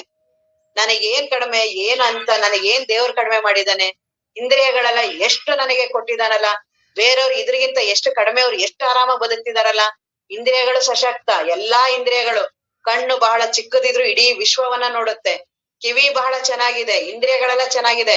ಊಟ ಮಾಡಿದ್ರೆ ಬಹಳ ಖುಷಿ ಆಗತ್ತಲ್ಲ, ಊಟ ಮಾಡ್ಬೇಕು. ಕೆಲವ್ರಿಗೆ ಅದನ್ನು ಖುಷಿ ಇಲ್ಲ, ಊಟ ಮಾಡ್ಬೇಕು, ಅಯ್ಯೋ ಏನೋ ಒಂದು ಆ ಟೈಮ್ಗೆ ಆಗ್ಬಿಟ್ರೆ ಆಯ್ತು ಅಂತವ್ರು ನಾವ್ ಅಪ್ಪವ್ರಂತೀರ ಅಂತವ್ರು ಯಾಕೆ ಬದುಕ್ತಾರೆ ಏನಕ್ಕೆ ಅಂತ. ಆ ದೇವನಿಗೆ ಬೇಜಾರು, ಯಾಕಾರ ಇವ್ನನ್ ಭೂಮಿ ಕಳ್ಸಿದಿನೋ ಅನ್ಸಂತೆ ದೇವ್ರು. ಯಾಕಾರ ಇವ್ನನ್ ಕಳ್ಸದೆ, ಎಷ್ಟ್ ಕಷ್ಟಪಟ್ಟು ಇವನಿಗೆಲ್ಲಾ ರೆಡಿ ಮಾಡ್ಕೊಟ್ಟು, ಪ್ರಕೃತಿನೂ ರೆಡಿ ಮಾಡಿ, ಎಲ್ಲಾನು ರೆಡಿ ಮಾಡಿ, ಎಲ್ಲಾ ಮಾಡಿದ್ರುನು ಇನ್ನು ನಾನು ಯಾಕೆ ಬದುಕಿದೀನಿ, ನನ್ಗೆ ಯಾಕೆ ಇಂಥ ಜೀವನ, ಇಂಥವ್ರು ಯಾಕೆ ಅಂತ. ಯುಗಾದಿ ಹಬ್ಬ ಹೆಂಗ್ ಮಾಡಕ್ಕಾರು ಖುಷಿ ಆಗುತ್ತೆ ಅಂತ. ಅದಕ್ಕೆ ಬಹಳ ಖುಷಿಯಾಗಿರ್ಬೇಕು. ಅಧ್ಯಾತ್ಮ ಸಾಧನೆ ಮಾಡೋರು ಬಹಳ ಆರೋಗ್ಯವಾಗಿ, ಬಹಳ ಸಶಕ್ತ ಮನಸ್ಸು ಯಾವಾಗ್ಲೂ ಖುಷಿ. ನಮ್ಮ ಅಪ್ಪವ್ರು ಅಂತಿದ್ರು ಅದ್ಯಾಕೆ ಅಷ್ಟ್ ಗಂಭೀರ. ಅದಕ್ಕೆ ಕಾಡಸಿದ್ದೇಶ್ವರ ಗುರುಗಳು ಅವರೆಲ್ಲ, ಅಪ್ಪ ನಾವೀಗ ಏನದು ಇದು ಜಗದ್ಗುರುಗಳಲ್ವಾ ನಾವು, ಹಂಗೆಲ್ಲ ಸುಮ್ನೆ ಹಂಗೆಲ್ಲ ನಕ್ಬಿಟ್ರೆ ನಮ್ ಜಗದ್ಗುರುಗಳ ಪೀಠಕ್ಕೆ ಒಂಥರ ಆಗತ್ತಲ್ವಾ, ನಾವ್ ಸನ್ಯಾಸಿಗಳು ಬಹಳ ಗಂಭೀರ ಇರ್ಬೇಕಾಗತ್ತಲ್ಲ, ತಗೊಂಡ್ ಏನ್ರಿ ಮಾಡ್ತೀರಾ ನಗದ್ ಬಿಟ್ಟು ಅಂತಂದ್ರ ಅಪ್ಪವ್ರು. ಆರಾಮಾಗಿ ನಕ್ಕೊಂಡ್ ಆರಾಮಾಗಿರ್ಬೇಕು, ಸರಳವಾಗಿ, ಅದು ಬದುಕು. ಜಗದ್ಗುರುಗಳ ಅವ್ರ ಕಾಡಸಿದ್ದೇಶ್ವರ್ ಬೇಕಂತ ಅಪ್ಪವ್ರಿಗೆ ಅಂತಿದ್ರು. ಅಪ್ಪ ಅದೇಂಗ್ ನಾವೆಲ್ಲ ನಗಕ್ಕಾಗತ್ತೆ, ಹಂಗೆಲ್ಲ ನಕ್ಬಿಟ್ರೆ ಅವ್ರ ಶಿಷ್ಯರೆಲ್ಲ ಬಹಳ ನಮ್ಮನ್ನ ಸರಳವಾಗಿ ತಗೊಂಡ್ಬಿಡ್ತಾರೆ, ಹಂಗಾಗಿ ಬಹಳ ಗಂಭೀರ ಇರ್ಬೇಕಾಗತ್ತೆ ನಮ್ ಪೀಠಕ್ಕೋಸ್ಕರ ಅಂತ. ಅದ್ಯಾವ್ದದು ಅದು ಗಂಭೀರ ಇರೋದು ಅಂತ ಅಪ್ಪವ್ರು. ಹಾಗಾಗಿ ಅಧ್ಯಾತ್ಮ ಮಾಡೋರು ಅಂದ್ರೆ ಗಂಭೀರ ಅಲ್ಲ, ಅವ್ರೆಲ್ಲಾರ್ಗು ಬಾಕಿಯವ್ರಿಗೆ ಅನ್ಸ್ಬೇಕು. ಅಧ್ಯಾತ್ಮ ಕೇಳಿದ್ರೆ ಈ ತರ ಆಗ್ತೀವ, ಬೇಡ ಅದು ಅನ್ನಂಗ್ ಅನಿಸ್ಬಾರ್ದು. ನಮ್ ಮುಖ ನೋಡಿದ್ರೆ, ನಮ್ಮ ಮಾತುಗಳು, ನಮ್ಮ ಬದುಕನ್ನ ನೋಡಿ ಅವ್ರೆಲ್ಲರಿಗೂ ಖುಷಿಯಾಗಿ ನಾವು ಹೋಗೋಣ, ನಮ್ ಬದುಕು ಬದಲಾವಣೆ ಆಗತ್ತೆ ಅನ್ನೋ ಹಾಗೆ ನಮ್ಮ ಬದುಕು ಸಾಧಕನ ಬದುಕು ಇದ್ರೆ ಆ ರೀತಿನೇ ಮನೋಭಾವನೆ. ನೀವ್ ಹೇಗೆ ಇರು, ಎಲ್ಲೋ ಇರೋ, ದೇವ ನಮಗಾಗಿ ಎಲ್ಲಾ ನಿರ್ಮಾಣ ಮಾಡಿರ್ತಾನೆ. ನಾನು ತಪ್ಪು ಕಲ್ಪನೆಯಿಂದ ದುಃಖಿಯಾಗಿರ್ತೀನಿ ಅಷ್ಟೇನೆ. ಎಲ್ಲರಿಗೂ ದೇವನು ಒಂದೇ ರೀತಿ, ಎಲ್ಲರಿಗೂ ಸೂರ್ಯ, ಗಾಳಿ, ಬೆಳಕು, ಅನುಕೂಲತೆ ಎಲ್ಲರಿಗೂ ಸಮವಾಗಿದೆ. ನಾನು ಅದನ್ನ ಬಳಸುವ ರೀತಿ ಗೊತ್ತಿಲ್ಲ, ಬದುಕುವ ರೀತಿ ಗೊತ್ತಿಲ್ಲ. ಅದು ಈ ಸತ್ಸಂಗ, ಗುರುಗಳು ಇವರ ಸನ್ನಿಧಾನಕ್ಕೆ ಬಂದ್ರೆ ಆ ರೀತಿ ಗೊತ್ತ, ಆರಾಮಿರೋದು. ಅಧ್ಯಾತ್ಮ ಅಂದ್ರೆ ಬಹಳ ಕಠಿಣ, ಬಹಳ ಏನೋ ಮಾಡ್ಬೇಕು ಅಲ್ಲ. ಹಾಗಾಗಿ ಬಹಳ ಸರಳವಾಗಿ, ಆನಂದವಾಗಿ ಇವತ್ತು ಯುಗಾದಿ ಹಬ್ಬವನ್ನ, ಎಲ್ಲರಿಗೂ ಯುಗಾದಿ ಹಬ್ಬದ ಶುಭಾಶಯಗಳು. ಎಲ್ಲಾರು ಚೆನ್ನಾಗಿ ಯುಗಾದಿ ಹಬ್ಬವನ್ನ ಮಾಡಿ. ಮತ್ ಇವತ್ತು 9 ತಿಂಗಳಾಯ್ತಂತೆ ಪ್ರವಚನ ಪ್ರಾರಂಭ ಆಗಿ. ನಾನು ಪ್ರವಚನ ಪ್ರಾರಂಭ ಮಾಡಿ 9 ತಿಂಗಳಾಗಿದೆ, ನನಗೂ ಗೊತ್ತಿಲ್ಲ. ಬಹಳ ಆಶ್ಚರ್ಯ ಆಗತ್ತೆ. ಹೇಗೆ ಗುರುಗಳ ಕರುಣೆ ಇದ್ರೆ ಹೇಗೆ ಅವ್ರು ತಯಾರಿ ಮಾಡ್ತಾರೆ ನಮಗದು ಗೊತ್ತಾಗೋದಿಲ್ಲ. ಒಬ್ರು ಆತ್ಮಜ್ಞಾನಿ ಆಗ್ಬೇಕು, ಒಬ್ಬ ಸಾಧಕ ಆಗ್ಬೇಕು ಅಂದ್ರೆ ಸುಮ್ನೆ ಆಗೋದಿಲ್ಲ. ಬಹಳ ಪ್ರಕೃತಿ ಅಡೆತಡೆಗಳು, ಬಹಳ ಬುದ್ಧಿಯ ನನ್ನ ತಿಳುವಳಿಕೆಗಳು, ಬಹಳ ಅಡೆತಡೆಗಳು, ಅವುಗಳನ್ನೆಲ್ಲಾ ರಕ್ಷಣೆ ಮಾಡಿ ನಮ್ಮ ಅಪ್ಪವರು ಇದು ಸತ್ಸಂಗವನ್ನ ಬಿಡದೆ ಅದನ್ನ ನಡೆಸ್ಕೊಂಡು ಹೋಗೋ ಹಾಗೆ ಅವ್ರು ಮಾಡ್ತಿದಾರಲ್ಲ. ಈಗ್ಲೂ ನನಗೂ ಗೊತ್ತಾಗಲ್ಲ, ನಾನ್ ಯಾಕೆ ಬೆಳಗ್ಗೆ ಎದ್ದು ಬಂದ್ ಮಾಡ್ತೀನಿ, ಯಾವ್ದೋ ಒತ್ತಡ ಗೊತ್ತಿಲ್ಲ, ಯಾವ್ದೋ ನನ್ನನ್ನ ಇಲ್ಲಿ ಎದ್ದು ಬರೋ ಹಾಗೆ ಮಾಡುತ್ತೆ, ಇದನ್ನ ಹೇಳ್ಬೇಕು ಅನ್ನಂಗ್ ಮಾಡುತ್ತೆ. ಅದು ಪ್ರತಿದಿನ 3/4 ಗಂಟೆ ಹೇಳ್ಬೇಕಲ್ಲ, ಅದು ಜ್ಞಾನದ ಹೇಳ್ಬೇಕಲ್ಲ, ಅದು ನಿಜಗುಣರದ ಹೇಳ್ಬೇಕಲ್ಲ, ಸಾಮಾನ್ಯಕ್ಕಾಗೋದೇ ಇಲ್ಲ. ಅದು ಗುರುವಿನ ಕೃಪೆ, ಗುರುವಿನ ಕರುಣೆ. ನಾನ್ ಹೇಳೋದಿರ್ಲಿ, ಇದನ್ ಕೇಳ್ಬೇಕು ಅಂತ ಬರ್ತಾರಲ್ಲ ಅವ್ರೆಲ್ಲಾರು ಎಷ್ಟ್ ದೊಡ್ಡವ್ರವ್ರಲ್ಲ, ನನಗದು ಬಹಳ ಆಶ್ಚರ್ಯ. ಏನು BG ಪಾಟೀಲ್ ಅಜ್ಜ ಅವ್ರ ಇದಾರಲ್ಲ, ಅವ್ರ ಅನುಭವದ ಮುಂದೆ ನಂದು ಅಂತಾರಲ್ಲ, ನನ್ನ ಅನುಭವದ ಮುಂದೆ ನಿನ್ ವಯಸ್ಸು ಏನಲ್ಲ ಅಂತ. ಆ ರೀತಿ ಅವ್ರು ಬಹಳ ಅನುಭಾವಿಗಳು. ಅವ್ರು ಒಂದು ದಿನಾನು ತಪ್ಪದೆ, ನಾನು ಏನೇನೋ ಆವೇಶದಲ್ಲಿ ಮಾತಾಡ್ತೀನಿ, ಏನೇನೋ ತಪ್ಪು ಮಾತಾಡ್ತೀನಿ, ಯಾಕೆ ನಮ್ದು ಇದು ಇನ್ನು ಕಚ್ಚಾ, ಇನ್ನು ಅದು ಮಾಗೆ ಇಲ್ಲ ಹಣ್ಣು, ಬಹಳ ಕಚ್ಚಾ. ಆ ರೀತಿಯಾಗಿ ನಂದೇನು ಅನುಭವದ ಮಾತುಗಳಲ್ಲ. ಆದ್ರೆ ಅವ್ರು ಅದನ್ನ ಬಹಳ ತಾಳ್ಮೆ, ಅದಕ್ಕೆ ದೊಡ್ಡವರು ಅನ್ಸುತ್ತೆ. ಯಾವಾಗಲೂ ತುಂಬಿದ ಕೂಡ ತುಳುಕೋದಿಲ್ಲ ಅನ್ನೋದಕ್ಕೆ ಅವ್ರಾಗ್ಲಿ, ತಿಗಡಿ ಗುರುಗಳು, ಹಾವೇರಿ ಗುರುಗಳು, ಇದಕ್ಕೆಲ್ಲಾ ಮೂಲ ಕಾರಣ ಆಗಿರೋ ಶಿವಪುತ್ರಪ್ಪ ಅವ್ರಾಗ್ಲಿ, ಬಸವರಾಜ್ ಬಯಟಿಂಗ್, ಒಬ್ಬೊಬ್ರು ಹೆಸರಲ್ಲ, ಎಲ್ಲಾರು ಇದ್ರಲ್ಲೆಲ್ಲಾ ಪ್ರತಿಯೊಬ್ರು ಸೇರಿರಂತವ್ರು. ಯಾಕೆ ಸೇರ್ತಾರೆ, ಇವ್ರಿಗೇನು ಗೊತ್ತಿಲ್ಲ ಅಂತಲ್ಲ, ಎಲ್ಲರೂ ಗುರುಗಳೇನೆ, ಎಲ್ಲರೂ. ಅದ್ರಲ್ಲೂ ಬಸವರಾಜ್ ನೆಲ್ಲೂರ್ ಗುರುಗಳು, ಅವರು ನಾವ್ ಮಧ್ಯದಲ್ಲಿ ಬಿಟ್ಟಿದ್ದಲ್ಲ, ನನಗ್ ಫೋನ್ ಮಾಡಿದ್ರು. ಫೋನ್ ಮಾಡಿ, ಯಾಕೆ ಪಾಪ ನಿಮ್ಗೆ ಏನಾರು ಅನಾರೋಗ್ಯ ಆಗಿತ್ತಾ, ಯಾಕೋ 3-4 ದಿನ ಬಿಟ್ಟಿದ್ರಲ್ಲ ನೀವು ಅಂತ. ಆ ರೀತಿ ಅವರೆಲ್ಲ ಕೇಳ್ತಾರೆ ಅಂದ್ರೆ ನಾನೇನ್ ಅವ್ರಿಗೆ ಏನು ಗೊತ್ತೇ ಇಲ್ಲ, ನಾವ್ ಒಬ್ರಿಗೊಬ್ರು ನೋಡಿಲ್ಲ, ಪರಿಚಯ ಇಲ್ಲ. ಮತ್ ಬಹಳ ಸಾಮಾನ್ಯ ಅವ್ರ ಜ್ಞಾನದ ಮುಂದೆ ನಂದು ಬಹಳ ಒಂದು ಸಣ್ಣ ಅಣು ನಾನು. ಅವರೆಲ್ಲರೂ ಬಹಳ ಜ್ಞಾನವಂತರು. ಅಂತವ್ರು ನನ್ನದು ಪ್ರವಚನಕ್ಕೆ ಹೇಗೆ ಗುರುಗಳು ತಯಾರಿ ಮಾಡ್ತಾರೆ ಅಂದ್ರೆ, ಇಲ್ಲ ಅಂದ್ರೆ ನಾನು ಇಷ್ಟು ತಯಾರಿ ಆಗಕ್ ಸಾಧ್ಯ ಇಲ್ಲ. ಇಷ್ಟೊಂದು ಕ್ರಮಬದ್ಧವಾಗಿ, ಶಾಸ್ತ್ರಬದ್ಧವಾಗಿ ಏನು ನಿಜಗುಣರ ಗ್ರಂಥವನ್ನ ಪ್ರವಚನ ಮಾಡೋದು ಸುಲಭ ಅಲ್ಲ. ಅದನ್ನ ತಯಾರಿ ಮಾಡ್ತಿರೋದು ಇವ್ರೆಲ್ಲಾರು. ಅವ್ರೆಲ್ಲಾರು ಬರ್ತಾರೆ ಅಂತ ನಾನು ತಯಾರಿ ಆಗ್ತೀನಿ. ಬರೀ ನಿಮ್ 4 ಜನ ಕೇಳೋದಾಗಿದ್ರೆ ಆರಾಮಾಗಿ ಹೇಳ್ಬಿಡ್ತಿದ್ದೆ, ಏನಾರು ಒಂದ್ ಹೇಳಿ ನಿಮ್ಗೆಲ್ಲಾ ದಬಾಯಿಸಿ ಹೋಗ್ತಿದ್ದೆ. ಅವ್ರೆಲ್ಲಾರು, ಅದು BG ಅಜ್ಜ ಅವ್ರು ಇದಾರೆ, ನೆಲ್ಲೂರ್ ಗುರುಗಳು, ಶಿವಪುತ್ರಪ್ಪ ಅವರು ಎಲ್ಲಾರು ಇದಾರಲ್ಲ, ಬಹಳ ಹಿಂದಿನ ದಿನ ತಯಾರಿ ಮಾಡ್ಕೊಂಡೇ ಬರ್ತೀನಿ. ಅಷ್ಟೆಲ್ಲವೂ ಮಾಡ್ತಾರಲ್ಲ ಗುರುಗಳು, ನನಗ್ ಮಾಡಿಸ್ತಿದ್ದಾರೆ. ಏನು ಸಿದ್ದೇಶ್ವರ ಸ್ವಾಮೀಜಿ ಅವ್ರು ಇದಾರಲ್ಲ, ಅವರು ಈ ತರ ಎಲ್ಲಾ ಮಹಾತ್ಮರನ್ನ ಕರ್ಕೊಂಡ್ ಬರ್ತಾರೆ. ಎಲ್ಲಾರಿಂದನೂ ಕೇಳೋದಿರುತ್ತೆ ನಾವು. ಎಲ್ಲಾರಿಂದನೂ ಅವ್ರೆಲ್ಲಾರು ಅನುಗ್ರಹ ಆಗ್ಬೇಕು, ಇಲ್ಲಾಂದ್ರೆ ಆಗೋದಿಲ್ಲ. ಇಲ್ಲಾಂದ್ರೆ ಏನ್ ಕಾರಣಕ್ಕೂ ಒಬ್ಬ ಆತ್ಮಜ್ಞಾನಿ ಆಗೋದು ಬಹಳ ಕಷ್ಟ. ಅಂತಹ ಇವ್ರೆಲ್ಲಾರು ನನಗೆ ಬಂದು ಕರುಣೆ ಮಾಡ್ತಿದಾರಲ್ಲ, ಅವರಿಗೆಲ್ಲರಿಗೂ ನಾನು ಕೋಟಿ ಕೋಟಿ ಧನ್ಯವಾದಗಳು. ಅವರಿಗೆಲ್ಲ ಅದೆಲ್ಲ ಧನ್ಯವಾದಗಳು ಬರೀ ಬಾಯಿ ಮಾತು, ಒಳಗಿಂದ ಅದು ಹೃದಯ ಪೂರ್ವಕವಾಗಿ ನನಗೆ ಬಹಳ ಅವ್ರ ಬಗ್ಗೆ ಎಲ್ಲ ಬಿ.ಜಿ. ಪಾಟೀಲ್ ಅವರಾಗ್ಲಿ, ನೆಲ್ಲೂರು ಗುರುಗಳಯ್ಯ, ಶಿವಪುತ್ರಪ್ಪ ಅವರು ಎಲ್ಲರೂ ಇವರೆಲ್ಲರೂ ನನ್ನನ್ನ ಬೆಳೆಸ್ತಿದ್ದಾರೆ. ಇವರೆಲ್ಲರಿಂದನೂ ನಾನು ಬೆಳೀತಾ ಇದ್ದೀನಿ. ಹಾಗಾಗಿ ಅವರಿಗೆಲ್ಲರಿಗೂ ನನಗೆ ಯುಗಾದಿ ಹಬ್ಬದ ಅವರಿಗೆ ಶುಭಾಶಯಗಳು ಮತ್ತು ಅವರೆಲ್ಲರಿಗೂ ಕೃತಜ್ಞತೆಗಳು. ಇನ್ನ ಸೂತ್ರವನ್ನ ನಾಳೆ ಮಾಡೋಣ. ಓಂ ಪೂರ್ಣಮದ ಪೂರ್ಣಮಿದಂ ಪೂರ್ಣಾತ್ ಪೂರ್ಣಮುದಚ್ಯತೆ ಪೂರ್ಣಸ್ಯ ಪೂರ್ಣಮಾದಾಯ ಪೂರ್ಣಮೇವಾವಶಿಷ್ಯತೆ. ಓಂ ಶಾಂತಿ ಶಾಂತಿ ಶಾಂತಿ.